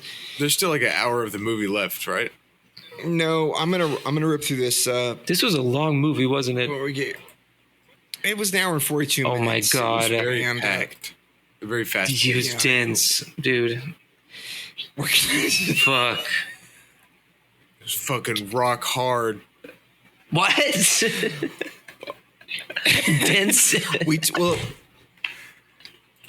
look, yeah. This is basically the boner version of a movie. Right. If a movie had a boner, it would be this movie. I think so. Because you can't help but put it in your mouth. Amen. And then when you're done with it, you're just not hungry anymore. You're like, I want to do that again. Right. And you just keep doing it. Keep feeding you and feeding you and feeding you. Man, I'm getting so many good clips for YouTube shorts out of this episode. That'll happen. We talked about Sonashi and how we respect her as a woman. Yes. Not a bitch. Because but a woman.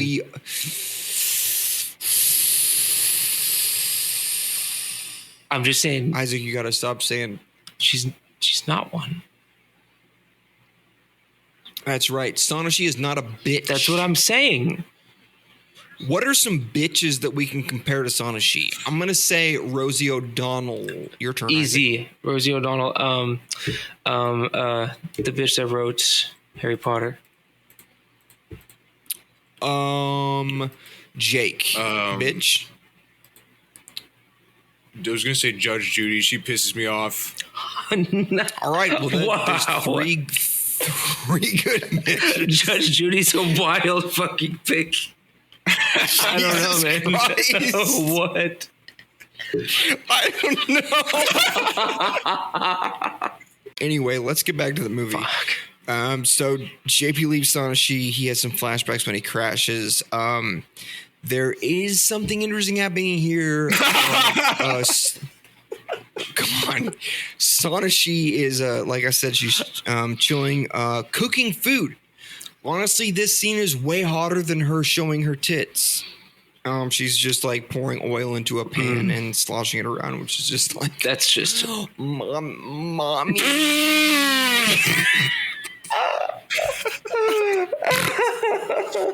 This is fucked. No, she sees JP on the news.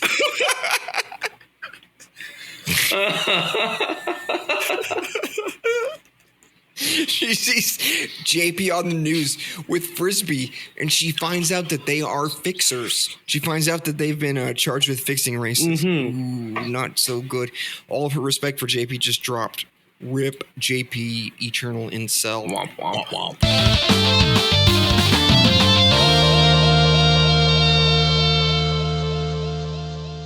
I don't know. We come in peace and butts. Welcome to the See For Yourself podcast. My name is Isaac McLeish, reigning from the land down under. It's your boy. What up, what up? Oh, the land down under. It's where they got koalas and kangaroos. Yeah. That's our sound engineer. He's not supposed to have a microphone. Oh, I'm a criminal. Please put it down. I was banished to an island. I was banished to an island because I was too fucked up to live in England. Can you fucking believe it? I can. All right, well, if you could just not... If you are too fucked up to live in England, what are you doing? That's what I'm saying. I've got to live... Never mind. I was gonna go somewhere else with it. We're back after. I don't even know what accent that was. It was Australian. That's the land down under. The land down under. Oh, right. Gators, koalas, kangaroos, platypus, Vegemite.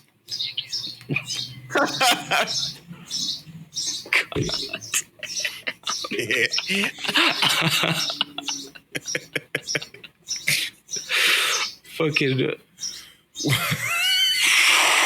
I'm gonna have to do a lot of editing on this episode anyway. Yeah, I was gonna say. We're back after a break. Do we want to discuss why we had to take a break? Is it funny enough, or do we just move on? It's pretty funny. Yeah, since it was brought up. Asleep. Boom. Yeah. I don't even know what happened. Did we take a pee break? We came back. Oh no, the microphone started fucking up, and we had to reset Riverside. Then Jacob didn't reconnect, and he wouldn't respond to pings. We waited an hour. That'll happen. But we're at Spumoni. We're at the part of the movie. Give me something to eat. We're at the part in the movie where the Redline race crew is finally landing on Robo World. This is a bad time to do it, though, because there's a rebellion happening. You remember they had the miners and the exosuit armors that were working for the robot cyborg guys. they're in the middle of a rebellion trying to break into some kind of complex in Zone 7X, the place that nobody is supposed to go, and especially nobody is supposed to see. But that's happening, and it's going to get even worse. That will happen. It's going to get even worse when the Redline folks show up because they have cameras they're going to be broadcasting. So this is going to expose Robo World's secrets. Sorry, I got to turn my AC off real quick because it's going to interfere with my mic. All right.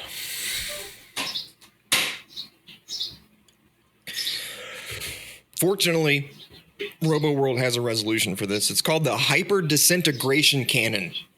And it's a satellite weapon, but the Redline Racing Committee, whoever funds this, they hire Lynchman and his sidekick Johnny Boy to break into the satellite and damage it so that it can't fire. And this lets the Redline mothership teleport in. Now the RoboWorld president is pissed about this. Specifically, he says, so they've got the engineer guy who's explaining everything that's going on, and he tells the president that the Redline mothership's going to warp in with a hyperdimensional drive. And the president gets pissed and he says, they're going to violate our airspace using technology that only exists in theory? The nerve of those vermin. My favorite line. Only exists in theory is so funny. Yeah. Fuck. How dare they? How dare they? The audacity. Really the funniest line in the whole movie. It is, definitely. It's like breaking the fourth wall a little bit. The Robo World guys rule in the English dub. They're not as funny in the Japanese dub. The Japanese Japanese. Speaking of language, words and talking, all those things. The way that the Japanese do it in their native version is a lot less funny. The movie comes off as a lot more serious, actually. But the Robo that's how it seemed like it was supposed to be taken in as a more serious movie. A lot of the voices seemed a little goofy, but they worked. They worked. They are goofy though. I especially hate JP's voice, and Frisbee sounds goofy. The old man. The old mechanic guy. Oh yeah, Pops is pretty much Pops is pretty much the same, and Sonoshi sounds pretty normal. Yeah, so everybody just sounds very like the way they talk and the way they put sentences together when doing dubs it's just so different. Like everything that people say is so the pacing is exactly the same. I don't know how else to say it. It's very consistent. It's when especially guys like JP, like he's more of just a kind of stoic type who's he's got a cool edge and everything, but he's just more like non-reactionary and kind of go with the flow. But he comes off as a douchebag in the English dub, just because that voice actor has like this flippant cadence and inflection. Everything he says, it just doesn't. It matches up with what you see on screen, but it doesn't match up with the way that his character is supposed to be. So, anyway, and like everybody instead of saying something, the way they pronounce stuff and string together words, there's like no breaks in between. So instead of saying like "what, you can't do that," it'll just be like "what, you can't do that," all real quick together, and that's like every dub. Yeah, they have to match the lip flaps. Which is, you know what? You can match my lip flaps. No, we're not going to go there. We're going to move on because the hyperdisintegration. Oh man! All right. Are you hungry? What was it? What was the catchphrase? Do you want some food? Oh, give me something to eat. Yeah, give me something to eat. It's like fucking Terran Marines, give me something to eat. Give me something to shoot. Christ. That's for the two people who played StarCraft. Yeah. StarCraft is still pretty popular. All the StarCraft fans out there. Yeah, all our Korean listeners. True. Anyway. Yeah. We've got Billy Bedwater flipbacks over in South Korea. Put your APM in the comments below. Yeah, post your address. That's actions per minute for you non-gamers out there. Yeah. And for you gamers, post your address. And for the rest of you, keep cheating. You fucking. Jesus fucking Christ. Just put a censor over that. Definitely not going to be in the final edit. Because the hyper disintegration cannon isn't working, the Redline ship is able to warp in, and so they drop everybody down onto Robo World. There's an absolutely crazy scene here. General Volton assembles his troops and tells them to move out. There's some crazy scenes with the cyborg guys getting fitted into their machines, and it's kind of this. It's like they get encased in some kind of inflatable thing, and then they get all these cables and tentacle-looking tubes plugged into their faces and heads. It's brutal. Yeah, it's like Ghost in the Shell when they get that shit plugged into their back of their head. Yeah, they get Goats in the Shell. God. Turtle goats. Oh, I was thinking man. Snail goats. Ew. They go.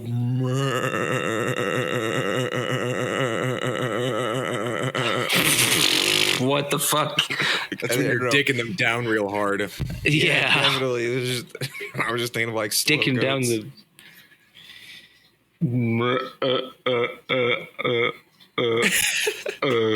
Can you imagine fainting goats that just like faint real slow like snails?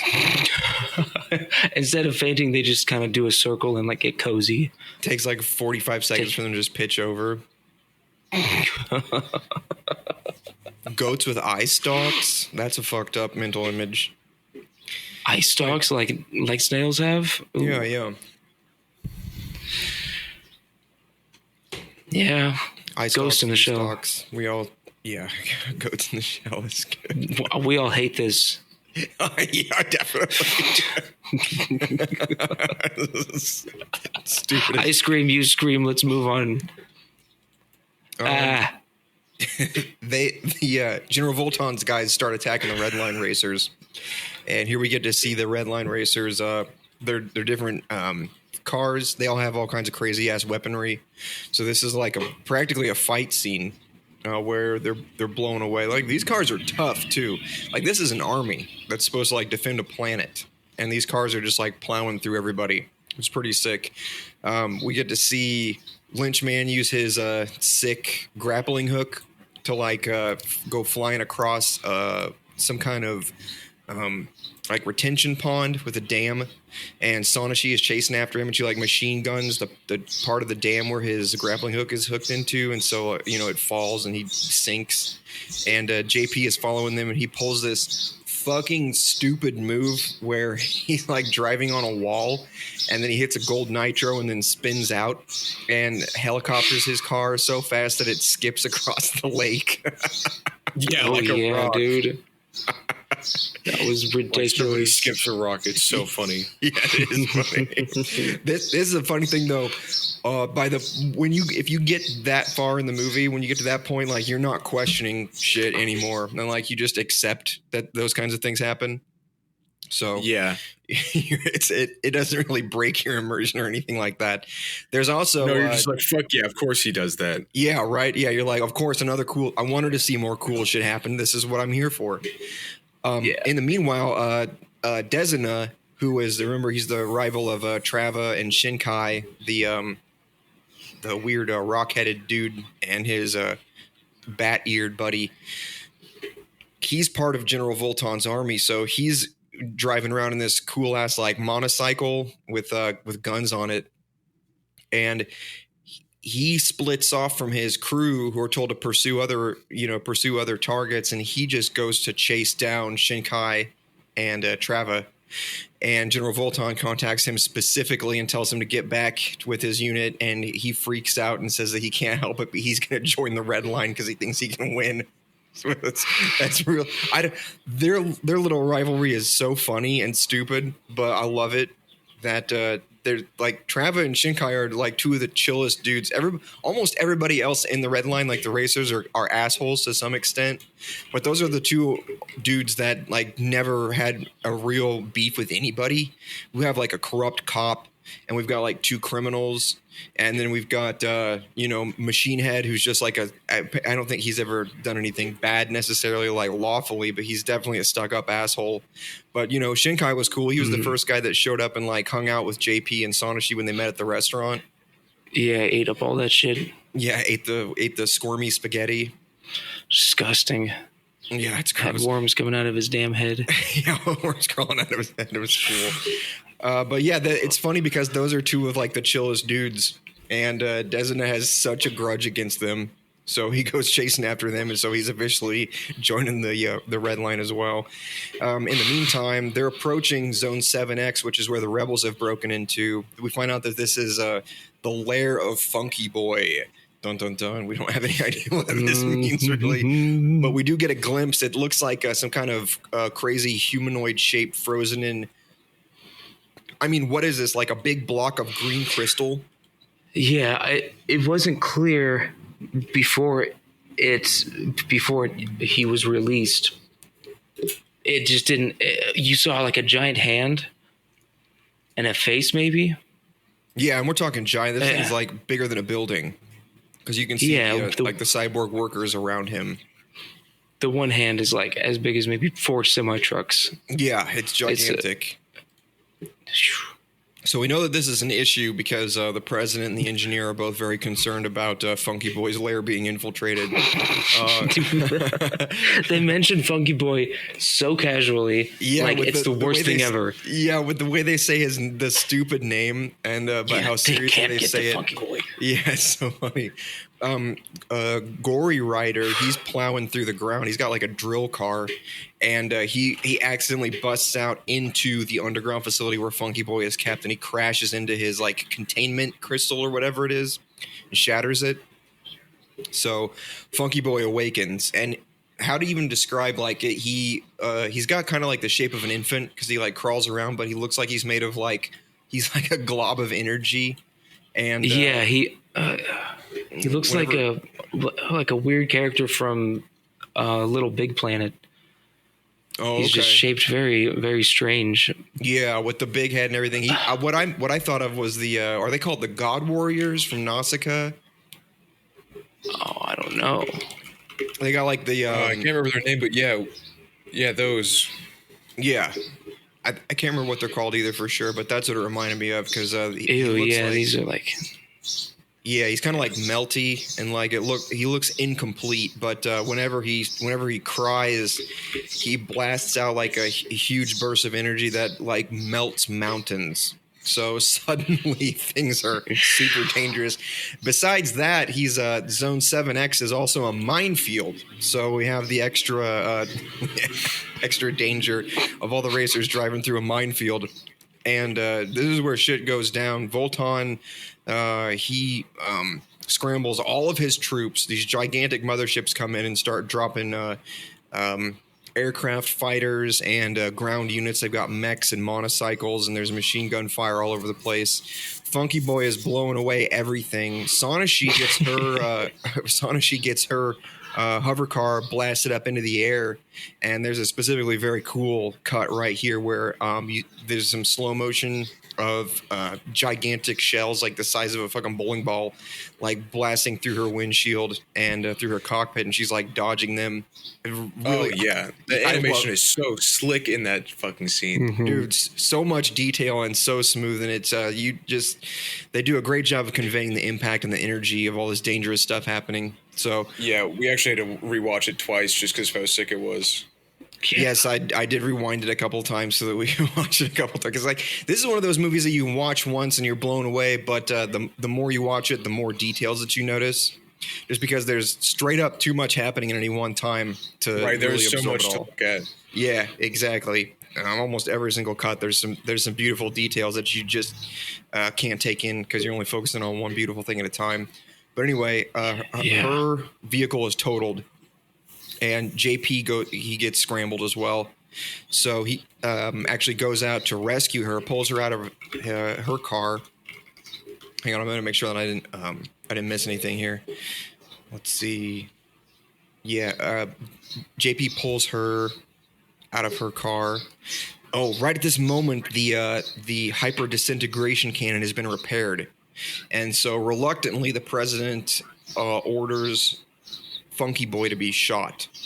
And so they fire this satellite cannon down at Funky Boy, and this explosion is absolutely insane. Craters in his ass, absolutely obliterates him, turns this whole place to glass, and blows away all of Volton's units, except for Desna. He manages to survive, and of course, none of the racers die. It was kind of a weird thing, right? Were you guys expecting any of the racers to get killed? Oh yeah, I really did think that like a lot of them were dying, but this movie makes it seem like when people just fly hundreds of feet in the air, I guess they just don't die. It happened to the spectators all the time. But everybody's invincible. Yeah, very true. There's also you could, if you wanted to make excuses, you could say maybe the gravity on these planets are different.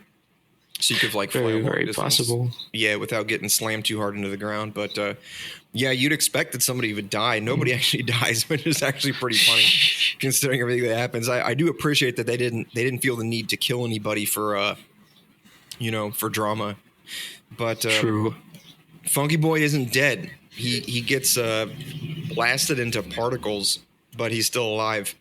So General Volton, there's no explanation for this part at all. But apparently he has another bioweapon stored somewhere in secret, and it's some kind of big gloopy, pulsating purple tentacle thing, and it absorbs him. And there's this really fucking gross scene of it, like enveloping his nerve structure. Yeah, it hijacks his whole system and his skeleton. Yeah, weird. So he gets turned into this huge, like a shark dinosaur blob thing. And it's fucking badass. Yeah, this thing has like 12 eyes. It reminded me of Perfect Chaos from Sonic Adventure. That's exactly what I was gonna say. Yeah, right. Fucking really though. That long face with it looks like a fusion between a shark and an alligator. Yeah, but it's made of some kind of liquid thing. Damn. So he goes head to head with Funky Boy. He's basically Funky Boy's size, and they start wrestling. Yeah, this is like Godzilla Pacific Rim type. It's straight up out of nowhere, really. Yeah, it is out of nowhere, totally. It's straight up kaiju battle. But the point is that distracts Funky Boy. So JP pulls Sonichi out of the wreckage and takes her over to his car. And he's trying to got knocked on its side, so he's trying to push it over. And they have a little bit of a conversation here, where Sonichi reveals that she found out about JP being arrested for fixing races, which is why he's in debt now and racing with Frisbee, because he has to pay back, his bond, I believe is what it is. He explains to her that essentially he was covering Frisbee's ass, because Frisbee was the one that got involved with the mob in the first place. And JP believes that he's actually a good guy, and that Frisbee honestly just wanted the money for JP to actually start winning races. So their mistakes were made, but no blame is actually leveled at anybody, which is, a really, really cool bromance. Because it's kind of hard to like Frisbee. He looks like a scumbag the whole time, right? True. Yeah. And I mean, the first time you see him, he's held at gunpoint. You just automatically feel like he's a con man. Yeah, and he is, but the point is that he truly believes in JP. Yeah. Which is going to be a plot point coming up here. So Sonichi understands that, he was doing the what he knew best to do. He was just trying. Everybody's just trying. And so she decides to join JP because he promises her that he will take her to the finish line. And she says, I'll help you so long as you get me there. And so, bazinga. Innuendo? A lot of innuendo coming up here. A lot of it. They get cozy, dude.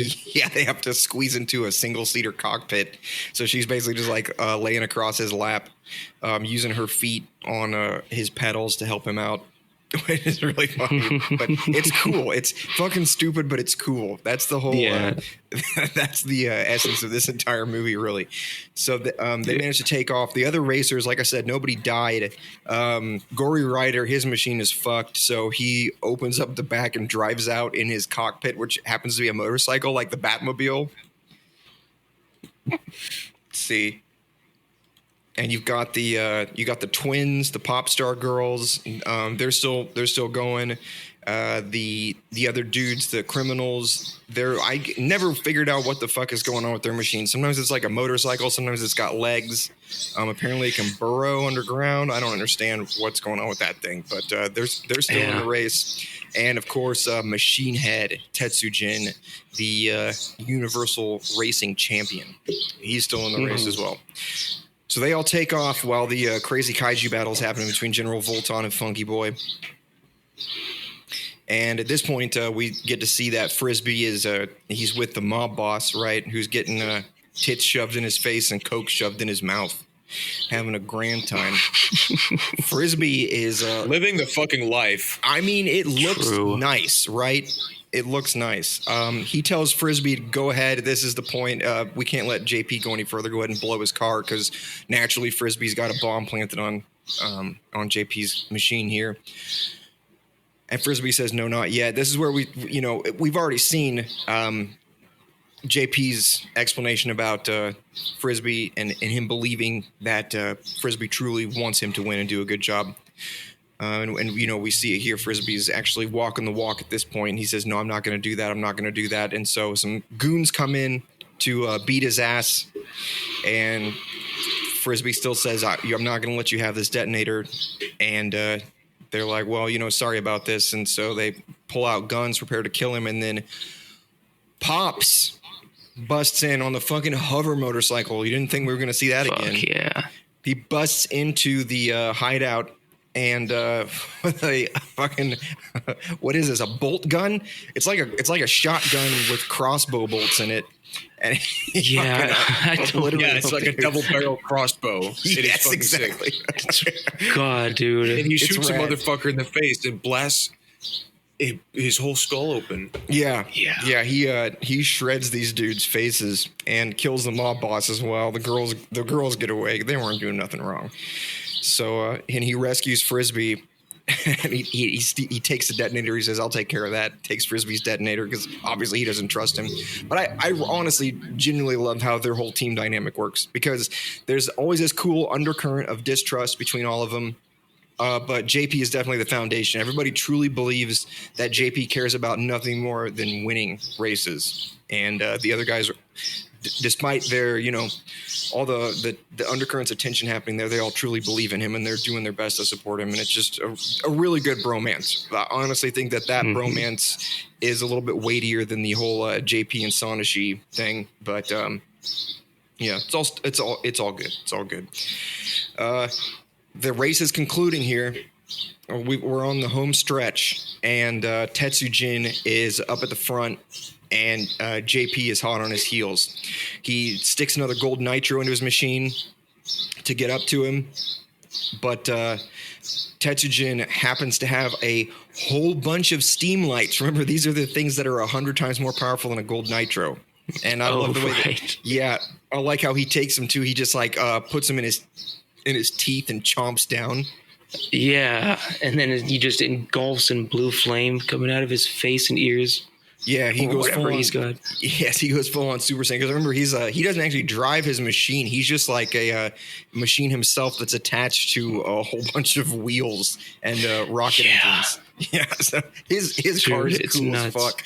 This is one of those parts that that you watch it and you're just like, I wish this was a video game so bad. I want to play. Oh, yeah. Dude, I want to play a racing game with all of these characters. How sick would that be? For real. Fuck. Yeah, right. With the grappling hooks and the missiles, JP being able to spin out with a gold nitro and frisbee himself through the air. Oh, sick. Shit. So sick. So fun to think about. Huh? So fun to think about. Oh, yeah. So sick and so cool. And it is sick. Did you guys ever think about how cool it would be though? No, really. Like, Yeah, imagine. That's what I'm saying. could be There's killer, one time I did think about that, and I was like, damn. especially around the holidays. Wait, so It's I'm thinking fun. about it right now. This is What do Yeah. you think? Give me something to eat. I was It's about time. Come on. It's almost 5. It's 5 o'clock, man. Give me something to eat. what so okay, so say this was a racing game. What whose car are you picking to race? Sonashi's has the most agility I've seen. I mean, I was gonna go with Sonashi's Yeah. too, just because in that first race when she gets spun around and she's like hovering on the water and then she pulls out those like directional thrusters. yeah, that recovery. Yeah, I was Yeah. like, man, But- if you had that functionality in a racing game, because like normally there are a lot of like futuristic racing games with hovering vehicles. You know, like there's Wipeout and Aero Gauge and F-Zero, of course. But Yeah. they pretty much kept you like very, very stuck to a track. They didn't really play on the whole "you're not connected to the ground" thing. But Right. yeah, but they definitely expressed that with Sonashi's machine because it's clear that it doesn't handle like anybody else's. There's Kirby Air Ride too. That shit had some That was insane. dope little carts to drive. Yeah, Or that's stars. true. That Kirby one. Air Ride 2 came out recently. Oh No shit! way. Is it on Switch? I had no idea. Yep. It's going to be on Switch 2. Motherfucker. Guess what I'm going to Whoa. look up as soon as we're done with this podcast? Midget porn. Exactly. You nailed it, Spumoni. Spumoni. Spumoni moment. We are fucking idiots. I think it would also be fun, though, to be able to use like Lynchman's grappling hook. Yes, I was going to say Lynchman's car is fucking sick. It's really cool. It's Not only does it look cool, yeah, but it is very functional. it's got homing missiles and it can jump. It has like it's got some kind of like actuator in the center of the chassis, so it can like flex. And at one point, he springs the chassis together to jump over something, which is crazy. And making a car that can jump like that would be super fun. I'm so disappointed that no video game ever developed out of this, but yeah, maybe we'll see one. What I want to see is a futuristic like sci-fi racing game where the vehicles are drastically different. I think that's the most fun thing about this movie. Because Yes, yeah. we'll go back to F-Zero as like the prime example where there is a difference in like how much damage your vehicle can take or like how long your boost lasts or how well you grip during a turn. All that's good and fun and fair, but I think the asymmetry of these races in this movie is what makes them so fucking cool and the way it's never been done in a racing game before. There's this drastic asymmetry between the different racers. Yeah, that's true. I've never seen that. Yeah, right. The What a most you waste. get is like different stats, Yeah. like different acceleration for different characters. Yeah, it's all very and when it's fair because that's how real life races are. They keep everybody in the same category, so everybody's got to have roughly the same engine size, and it gets Yeah, to but stuff come on, like, man. This is a video game. Let's make something cool. That's what I'm saying, dude. That's what I'm saying. Yeah. You don't have to be constrained by real life when you do a video game. Nobody's Yeah, ever thought of That's that the before. greatest How thing come? about video games. That's is what they're I'm not saying. real. Somebody should make a video game where you can jump higher than in real life. How come nobody's done that? Think about it. Have you ever thought about jumping higher than you really can? Have you ever thought about being All a the time. basketball player? Oh, in more than one way. What could that mean? Don't go any further. I won't. We get this. So Sonashi has a steam light, right? She wears it on her necklace because it's something her dad gave her. So she pulls the steam light off and sticks it in JP's butt. Just kidding. She puts it into his booster. Coochie. Yeah, and so His booster seed. yeah, the Airmaster engine apparently can handle the steam light, and they fucking take off, dude. They get hit with a grappling hook, and it peels off like half the car's body, but it's got this weird ass setup, and like if you guys can figure this out, help me out. But JP's new Trans Am for the Redline, it has 5 wheels. I can't make sense of this in my head. But it looks like a normal Trans Am for the most part, except in the front center. It does have that. Yeah, like where the fascia would be was like a split in the middle with like a wheel centered in it. Like how does that turn? How do you corner with a vehicle like that? I don't understand. Maybe it's lifted up off the ground a little bit so that good point. he doesn't like tip forward. Maybe. Yeah, like a rocker on rollerblades or whatever. Yeah, that makes sense. Little training wheels, safety wheels. That's definitely not what it is because we see it rolling as he's driving. But that is a good idea. That would have been. They fucked up there, dude. No, what you're saying is the only thing that makes sense. This car doesn't make sense at all.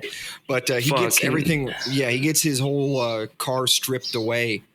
So he's just like riding in a frame with the big ass engine and the one front wheel. He's in a trike now, and he's ripping down the final straightaway, and Tetsugen eats another steam light, and he takes off. And then we get a cut of Frisbee and Pops back in Pops' garage. Pops is obviously drunk as fuck, loving life, just having the greatest time.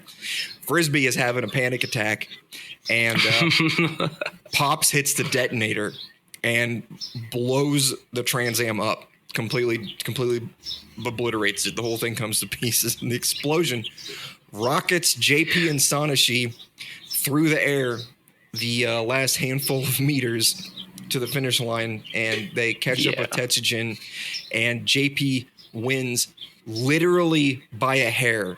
It's because of his pompadour. He's able to cross the finish line before Tetsugen does. Which fucking stupid. That's such a funny idea because everybody knows what winning by a hair means or being ahead by a hair, but to make that a literal thing, it is so fucking stupid and so funny. Oh my god. It is really clever. Everybody loses their shit. JP and Sanashi float around in some kind of, the magical girl planet has some kind of magic going on, so they're floating in the air with all these sparkles, and they kiss, and it's all sweet.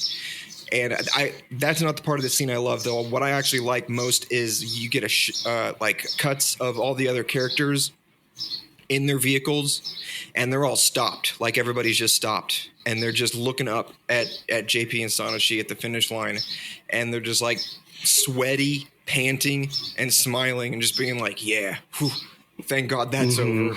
Good race." Like that. It's so fucking cool. Nobody's mad. Yeah. Nobody's banging on their steering wheel. Everybody's just not even everybody's so chill. Not even Machine Head is really salty. Relaxing. He's just like damn. I'm pretty sure he had it in you. Yeah, I'm pretty sure he says, "Well, that was interesting." Yeah. Yeah, which is fucking cool. Because like 10 seconds ago, he was freaking out. Yeah, the whole time that it seems like people just want to kill each other, but they don't take it off the field. Into it in the moment. Yeah, true warriors. Yeah. True warriors. All these guys, warriors and sportsmen, willing to kill and die. For sure. Yeah, but as soon as the race is over, then it's done. That was the end of it, and they were like, "Whew, man, GG's." Yeah. Thank God nobody's dead. Once again, can't believe nobody died. We don't actually see anything about what happened to Robo-World afterward. We assume the worst, right? It's probably in the worst possible state. Because not only were their illegal bioweapon experiments were leaked to the entire galaxy, but also they lost their main general, and one of those bioweapons is on the loose. And it's got the capacity to just, blow away an entire mountain range with a noise. That's all it does is make noise and explode things. So yeah, rough times for Robo-World, but those guys were assholes, funny assholes, but they got what they deserved. And that was the end of the movie. So, man, pretty good shit. Good shit. JP gets the girl, but once again we come back to the whole the girl isn't just a girl. Like she's not just a body with a pussy, Is not it. This is it's in a weird way kind of like an inversion of objectification of a woman, right? Where instead of being like, yeah, I'm gonna get this chick because I want to bang, she actually is representative of something higher and like more abstract than anything carnal or just like a regular human based desire. It's JP's. Right, she's got really respectable qualities. Yeah, of course. And people weren't like racing to finish just to like get her as like a trophy that they won. That wasn't ever like really the motivation, I don't think. Yes, that's the tricky thing, right? Is like, man, we get into this all the time. I understand, but like we're all feminists here, right, boys? Right? We respect women. Of course. We respect women. In this case, Sanashi is a trophy, right? But in a weird way, there's nothing demeaning about it. She's not actually reduced to anything. She's actually elevated above everyone else, specifically because of how good she is at what she does. And we also see that JP is super competent and has a higher, a stronger drive than anyone else to win. Like he's not mad when his fucking car explodes to blast him across the finish line or anything like that. He just wants to get across the finish line before anybody else, no matter how. So long as he's with Sanashi, right? Mm-hmm. He kept his promise to her to get her across that finish line. I think that what it was winning her trust because she was the person that he respected the most out of anybody in this movie. He definitely had respect for like Pops, and he definitely had at least what's the word I'm looking for? It's like a give and take relationship. A mutual understanding or something. I don't know. Transactional relationship with Frisbee. There you go. Yeah. But a transactional relationship also requires trust, right? You wouldn't trust somebody to give you tit for tat if they've cheated you. So he doesn't. Oh, dude, you show me your boobs, I'll give you a tattoo. I don't give a fuck. Yeah, right. That's basically what I was saying. If you had boobs and you had to get a tattoo, you're not going to have to pay for it, but you get to design your own tattoo. What are you going to get? Do I get them on my boobs, or am I just a woman and can I get them anywhere? In this case, you're a woman and you have boobs, and you're forced to get a tattoo. You're going to get shot in the head if you don't get one. So you have to make up whatever design you want, though. I'd probably do something cool and floral on my collarbones, and my clavicle. And then I would get a tree star tattooed on my cheek. Which cheek? A tree star? Find out. Yeah. Like from The Land Before Time? Yeah, and then I want Littlefoot on my ass, but his neck is going into my butthole, and the tattoo ends before his head shows up. That was... The emotional whiplash there was harsh. Because a tree star if I met a girl with a tree star tattoo literally anywhere on her body, I would propose to her on the spot. Yeah, that's the cutest thing. Yeah, I'm thinking that I would get so like on my right. Hang on, I got to think about it the way that people would be looking at me. On my right tit, like to the side of the nipple, I would get a B, and then I would get an O around that nipple, and then I would get an O around the next nipple, and then I would get another B on the side of my left tit.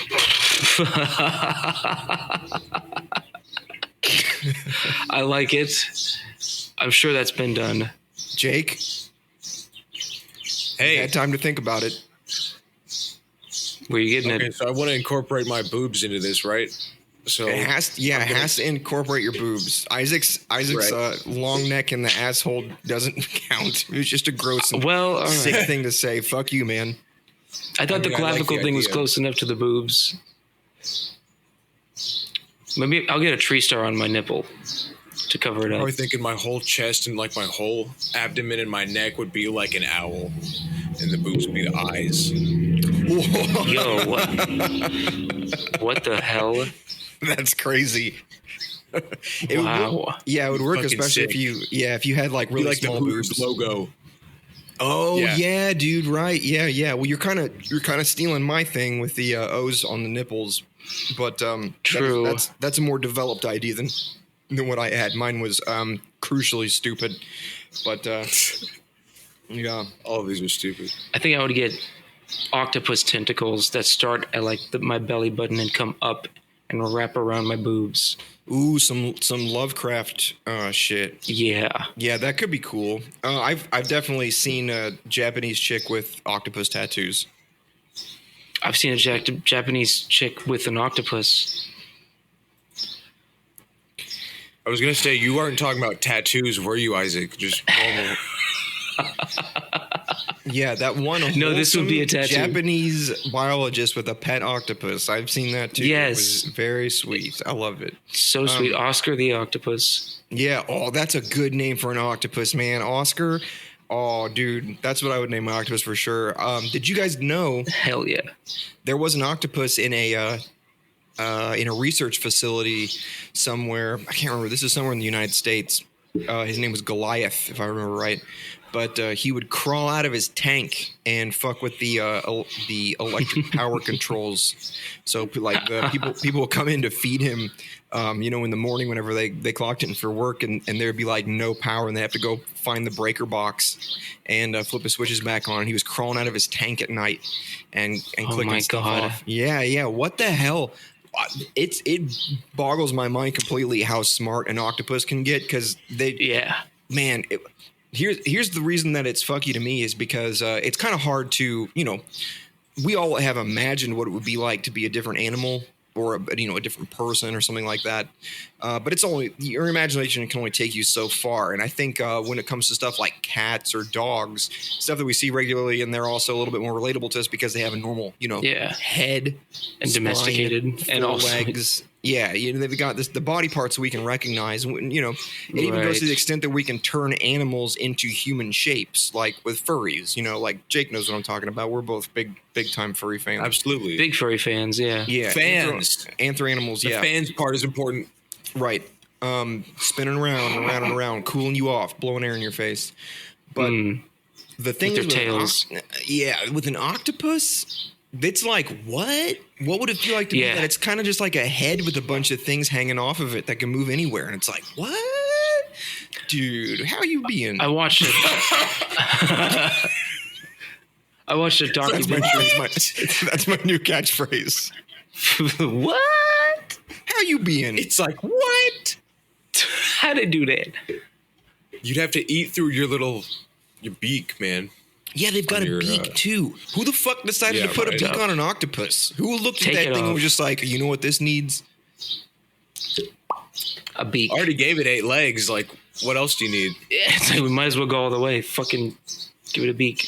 They also don't have a centralized nervous system like humans do with a brain in a skull. Obviously, they don't have bones at all, but their brain, like what would function as like organic material to make up a nervous system, is like spread throughout their legs too. Along with their cardiovascular system. They don't have a normal pumping heart in one place, but they've just got like weird contraction organs that like squeeze their goop back and forth around everywhere instead of like a heart in one place like we do in veins. What the hell? Yeah. Who did this? Who was responsible for Somebody this? was smoking some shit when they. That's what I'm saying, man. God got high one day and he was like, "Oh, dude, like I think it's a crazy idea." Man. I was like, "Oh, what if there's 8 legs? Oh my god!" Oh, the 8. Yeah, the angels were like, "God," and he was like, "No, dude, check this out. I have this crazy." He's like drawing this thing out, and it's like all splayed out with this big floppy head, and he's like, "And it squirts ink, man." And it can fit through the hole of a quarter. Yeah, they were like, "Oh." Probably the same day that he designed Starfish too. Like, what the fuck? Oh, that's even worse. Who came up with cucumbers? Starfish? Yeah, what is going on with animals, man? This is why I don't fuck with the ocean, dude. There's too many weird things. God, I love it. What a beautiful world we live in where we have these kind of things. The ocean really is like another world, isn't it? It absolutely is. It is the majority of the real world. It's fucking scary and it's fucked up, and I fucking fuck it. And completely different rules apply there, and it's also got so and none of them layers. are for humans. Let's stay out.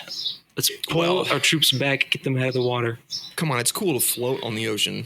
Like it's not cool to float on the ocean. What are you talking about, man? Boat? You get to bob up and down, and like you can see for miles and miles and miles. And sometimes there's animals up there like dolphins and whales. You can see them. Yeah, you feel something on your leg. Don't you like that? Love that. Love not knowing what's beneath me at any time and not being able to move efficiently whatsoever. Everything else. Oh, you can move efficiently. You just got to get good at swimming. Yeah, not as efficient as a fish. Yeah, That's skill why issue. they call it efficient. That's why they call it a fish. Man, gill issue. God, Gill damn. issue goes crazy. Everybody go to hell. Everybody go to hell. Better than the ocean, dude. Is it really? Respiratory difference. Have you guys ever looked up the different layers of the ocean? Of course. I watch those iceberg videos a lot. Yeah, on, it's fucking ocean sick. creatures. You get to a point it's honestly not even that far down, which is crazy, which is called the aphotic zone, which is where light no longer penetrates because, light gets diffused as it passes through water. Yeah, so it gets to a point where there's just no more light. And then you go further down from there and you get to this place called the Hadal zone, like named after Hades, the underworld where fucking dead people go. And at that point, there's it's so cold and the pressure is so high, normal ass animals don't go down there anymore. And the only things that are eaten there is a thing called marine snow. Have you heard of this? This is when animals that live in the photic zone, like where the light is, this is when they die. They start to sink and they start to rot. And this is so far down that the little flakes of the rotten body parts come down here and get eaten by other animals, and they call that marine snow. That's fucking disgusting. How badass is that? Wow. And then below that, you get to the abyssal plane. Hello, who came up with this? Fucking Holy fuck! Yeah, Dungeons and Dragons creators. It's like some Magic the Gathering. Yeah, that's what I'm saying. You get to the abyssal plane, which is the bottom of the ocean floor, and then you have at the very lowest points of everything these places called subduction zones, which is where one continental plate is sliding underneath another, and it's like a constant volcanic eruption and earthquake happening in slow motion all the time. So cool to think about. Jesus. Earth's actually fucking scary. Dude, yeah, Earth is amazing, man. But like that is hell, right? Yeah. Like you can't think of anything more horrific than that. You literally can't survive there. There's no human can get there. But it's there underneath us all the time, happening nonstop. How the fuck did Aquaman do it though? Well, he was magic, wasn't he? What the fuck was with Aquaman? Did he have some kind of was he the descendant of a god or something like that? Poseidon? His movie, the first movie sucked so bad I didn't even watch or any of the rest. Fuck Aquaman. You watched an Aquaman movie? Part of one. The first one, I don't remember what it was called, but it was somebody was watching it in the living room. That shit was ass. That shit was ass. Okay. That shit was straight up ass. How it be? So what would you guys say if you were to recommend Redline to somebody? Is this the kind of movie that you would say to anybody, like coworkers or shit, like, man, I'll watch this crazy movie, Redline, you should check it out? Or is this something that you would more judiciously advise? If you like crazy movies, this is for you. And if you like shit that's crazy, this is for you. Because this shit is crazy. This shit is crazy. If you can pay attention the whole time, I gotta watch it again. But it's if you want to watch it intently and probably over and over, I think it's a good ass movie. I don't know if I would recommend it, just because I don't recommend much anime anyway. Or yeah. You know what's crazy about this movie is, like I said, I've seen it like 7 times now, and I was still surprised at the bare boobs scene. I did not remember that was going to happen. Yeah, there was so much best part of the movie out of nowhere. Yeah, it didn't have any. Hell yeah. Well, yeah, of course. You've got everything else going on. Why not? But it was so crazy that I didn't remember there was a topless scene, which is usually like the standout point in a movie that people remember it for. True. It's not like super exaggerated or sexualized though. It's not a very it's not a notable scene other than like what's going on. It's not like the boobs are like, whoa. It's like, weirdly understated, which is so funny. The artists were just like, oh, Yeah. well, you know, why don't we just draw Sonish's nipples for a little bit? And that's what they decided to do. We got big monsters fighting in this race. We got like everything else. We need nudity. There's so much other fast spectacle. cars. Yeah, it just overshadows that somehow, though, which is, and this goes back again to like the objectification of a woman thing, where it's like that somehow doesn't diminish Sonashi's character at all, even though there's this weird like triple inverse meta thing where she's watching herself on TV with the shot of her butt checking her engine bay, and she like makes a comment about how they had to have a shot of her ass. It's just like, of course, dude. I don't know how many layers of irony. Yeah, it's kind of like self-aware. self-aware. It's really weird. It's like breaking the fourth wall, just like when the captain was saying that they're using weaponry that doesn't exist or something. Only exists in theory. It's just like just kind of that's for the watcher. That's not really like for the universe of the movie. That's definitely for like the person watching the movie. That's a good point. This movie does exist in a weird space where it makes perfect sense from the perspective of someone viewing it, right? Because there's a lot of stuff going on in this world that we're never really told much about. You have the whole backstory between Trava and Desina, and then like you have Sonashi and her dad, and like what the hell's going on? Is she a nepo baby or something like that? Clearly not, because she's got skills. You got Robo World. Why do they have illegal bioweapons? Were they planning some kind of takeover? Because they've definitely got Nazi vibes. Yeah, it looks like it. It looks like Robo World is fucked. There's so much stuff going on in the background that we are not told anything about, but it makes total sense to not know more than what you see happening, which is beautiful. Which is beautiful. I'd say that in terms of the information economy here, or like the lore economy, really good conveyance. Right. I'm gonna have to invent a phrase for it, but how much they tell you about what's going on is precisely how much you need to know in order for you to enjoy it as a badass fun movie. And there's no more, no less. We should have like rating systems of like maybe 1 to 5 or 1 to 10 for like I don't know, visual aspects, conveyance, information, different things like that, and rate the movies in different categories. Yeah, I mean, I love stuff like that. How would you reckon, like, because it's gonna be a little hard to do like apply the same standards to stuff like animation with like Demon City Shinjuku and Apocalypse Zero and this, and then other movies that are live action. But cinematography, the rules of cinematography are still mostly the same when it comes to stuff like lighting, color saturation, angles of cuts, and stuff like that. Sound design is something that's universal. There you go. That's a good one. Yeah, and soundtrack. We didn't even talk about the soundtrack, but every single character has a theme song, dude. A full-length theme song for every single character. Really? I didn't notice that. Yes. I kind of felt it, but the music seemed very much in the background, unless it was to like exaggerate like a boost that a car is using, and then it plays like a cool guitar track for a bit. The music when Pops came in and blasted those people, there was like some crazy guitar shit going on. Yes, and it did like a dope squeal at the end after he got done blasting away. Yeah. Pop's theme song. Yeah, I guess that would be it. Machine Head even has one.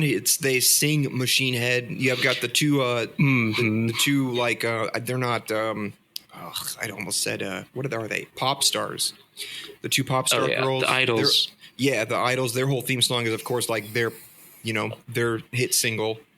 Sonashi's I don't remember Sonashi's. But she's got one. JP's is that one with just like the 4 on the floor techno kick that plays in the first race. Yeah. When he's driving through that first explosion where Sonashi gets blasted into the water because that dog dude shot a bunch of missiles. Yeah, that's the race where they really exaggerate that song for a second. Yeah. I I was gonna wrap this up. I had to point out one more thing that I actually forgot at the very end of this movie. Whenever Sonoshi hits the steam light and they're ripping up past Machine Head right before he gets his second steam light and passes them again. That back and forth is so beautiful, man. This is my favorite thing that anime tends to do really well is express. It expresses a narrative through like contest or competition. There was even an anime a long time ago, something no Go, but it was just guys playing Go. Like, have you ever heard of Go? Looks vaguely like checkers. Okay. Okay. But you're moving pieces around a grid mat with black and white pieces around like a gridded map, and there's all kinds of different rules about where you're allowed to move and what kind of formations do certain things. And this anime is about them playing that, and there's so much expressed in these battles because they feel like battles. They're not like punching or injuring each other or anything like that, but you see the way the characters make decisions about what kind of moves they're gonna commit to. That exposes things that are like fundamental to their psyche. And you see that, of course, like it's more obvious in stuff like Dragon Ball Z or like fighting anime or stuff. But you can get way more subtle with it. What's the other one? Ice Shield. I think it's called Ice Shield 21. It's about a high school football team. And it rules too, because it's the same kind of thing where like you get to witness a cool ass spectacle of badass dudes in physical competition, which is always exciting. But it's not specifically just about the competition. The competition is there to express things that are going on in people's heads, their insecurities and their desires and the things. Yeah, like why they perform certain actions in like intense environments and stuff. Yes, yeah, you get to see that stuff really come out, and it makes a lot of sense if you're, just the kind of person that thinks and wonders about those types of things. And yeah. What I love about this final stretch here in Redline is just that where, JP has already given it his all with Sonoshi, and he's still being beat by Machine Head, but because he trusted his buddies who everybody else believes screwed him over, he gets that final boost due to having his ass blown up. And by his drunk ass mechanic. Yeah, exactly. But, that's so fucking cool because of his consistency. It is. His buddies that are so inconsistent and untrustworthy, they come through in the end. That's so dope. Yeah. And also, while he's passing Machine Head, he gets a flashback. You remember earlier he has a flashback after he returns Sonoshi's earring and he crashes the hover bike. He's flying through the air. Mm-hmm. That's the part where we first see that during times where, like, intense high adrenaline moments when his life is at risk, his mind goes to Sonoshi. So once again, she's representative of his most inner, like, fundamental drive. Yeah, exactly, to win. So he gets a flashback of that, and during that time, he sees a dude in a it looks like a super high tech Cadillac, and he's got how do you even describe that? He's dressed like a pimp. I'm just gonna say straight up, he's dressed like a pimp. Dude, what is with those? Dude, he busts out a flip comb, like that flips out like a pocket knife, and he brushes his hair just like the same kind that JP has, so he knows where he got it. He knows who he's trying to imitate. That's such a good scene because it shows you that he's not truly, an asshole like bro dude, egotistical dickhead. He stole that from somebody that he respected, not because he wanted people to look at him that way, but because that's what he aspired to be. Does that make sense? Right. It's kind of like a show of respect. Yes. Oh yeah, I see that. That's pretty cool. Yeah, so he sees this dude in a convertible Cadillac, super shiny pimp mobile. The guy jumps onto his hood and then does this crazy double kick midair taekwondo spin, and he lands in a split on the back of his car, and he leans down and he grabs the two girls in his backseat and he kisses them both at the same time. Yeah, that split was crazy. That was some JoJo's Bizarre Adventure shit. It was so sick. For sure. So JP remembers watching that as a kid, and then when he's racing Machine Head at the verging on the finish line, he has a vision where he flashed, like everything flashes to white, and he sees himself passing that dude in the Cadillac convertible, and the dude looks at him and smiles and gives him a thumbs up. Oh, nice. Yeah, that is fucking cool. I love what that shows. There's a lot more depth than you would expect from a movie that could just be all about spectacle, because they didn't have to go as hard as they did on the psychological stuff in this movie. It could just be all spectacle. But yeah, for real. Yeah, it draws you in with the spectacle, but it invites you even deeper with all this kind of stuff, like with what songs represents JP. Yeah, and you know how these different rivalries and such play out. So yeah. Anyway, I guess that's basically it. Unless you guys have closing thoughts, now's the time to hit it. No, it's worth a watch. Sound was good. Sound design was great, dude. Yeah, did we even talk about the? No, I feel so stupid for not talking about the sound design. For those angels, the enforcement angels, yeah. So these guys are like, these guys are like the police of the of Robo World, and they have like child voices. It sounds super synthetic, like a child's voice being spoken through like one of those old like, "Hello, I am an automated voice" type things, like the National Weather Service used to use on the radio channel. And do you ever? But they float, and they've got like glowing lights on their head, like emergency vehicles. But they've also got arms that extend into like blades that can be whipped around, and then they can also transform their faces into guns that melt steel. They just shoot giant fucking lasers. They seem so kind of like. They just seem like security guards at first when they're floating up, but then they have that insane weaponry that makes the nuttiest noise. Like that face laser. God damn. Super cool.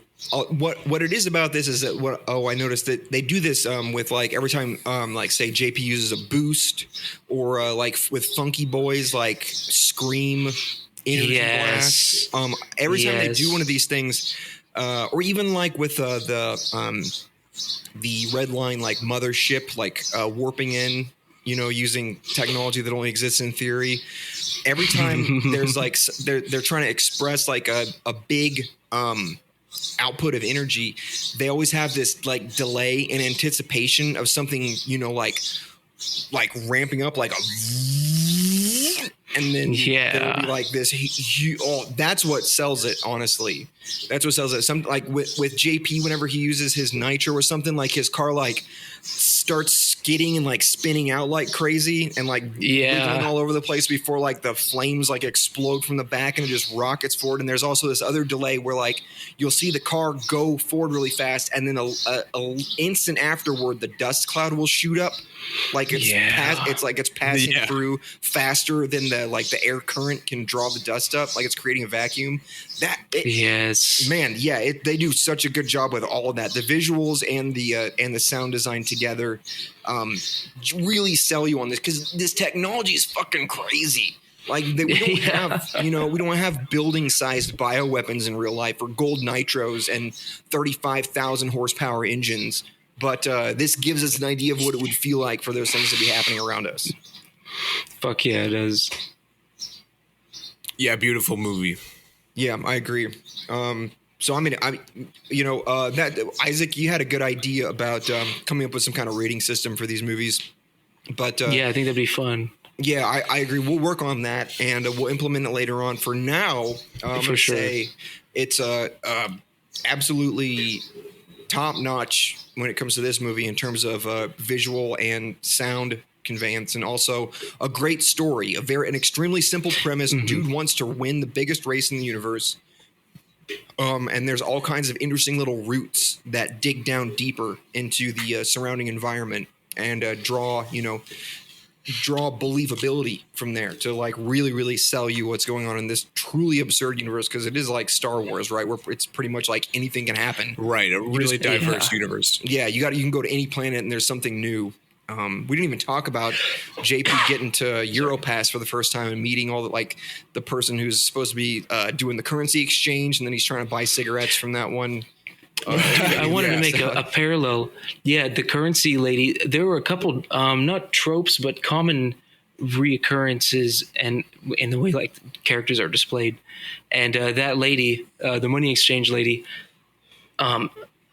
in Arcane, there is like an underworld kind of area, and there's there's some like arms dealer that acts the exact same way, just like kind of covered in shit, real short, real mean, will just like slam the door on you as soon as you are done with the transaction. It's so mean. And even the door, like the shop itself was set up kind of the same way. Just like, I don't know. Anyway, there's a similarity there. I haven't played Arcane. Yeah, big similar. Oh, it's a TV show based on the fucking League of Legends.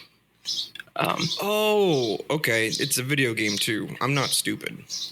No, yeah. That's not true. One of those things that I said there was a lie. So let's play it. Let's play 3 lies and 0 truths. Yes, that's up for our listeners to decipher. So yeah, that was it was a good movie. We all liked it, and I'm gonna watch it again. I've seen it 7 times now, and I'm gonna watch it another time. Just because I'm gonna need to watch it again as well. It's so fat. You watch it in Japanese. Now that you know what people say, yes, watch it. Yes. Honestly, this is what I did too. This is a recommendation that I would almost never give anybody, because I usually the stuff that I even like a lot doesn't bear repeat viewings. This one does. And in a case like this with an English dub, what I advise for sure, since you know pretty much what everybody's doing and what they're saying, watch it in Japanese with no subtitles. Oh man, yeah, that might not be a bad idea. No, it's legit, because you get a much more immediate sense of the purpose of the things that they say, even if you're not hearing the words and what they mean. You already know how the story's going. You already know pretty much what they're saying to each other. But it's honestly, it's almost like, I mean, I brought up Fantasia earlier, actually, as we were watching a tech or music video just a little bit ago. But it's like Fantasia, where there's no English words that you can understand, so to speak. But that's a funny joke.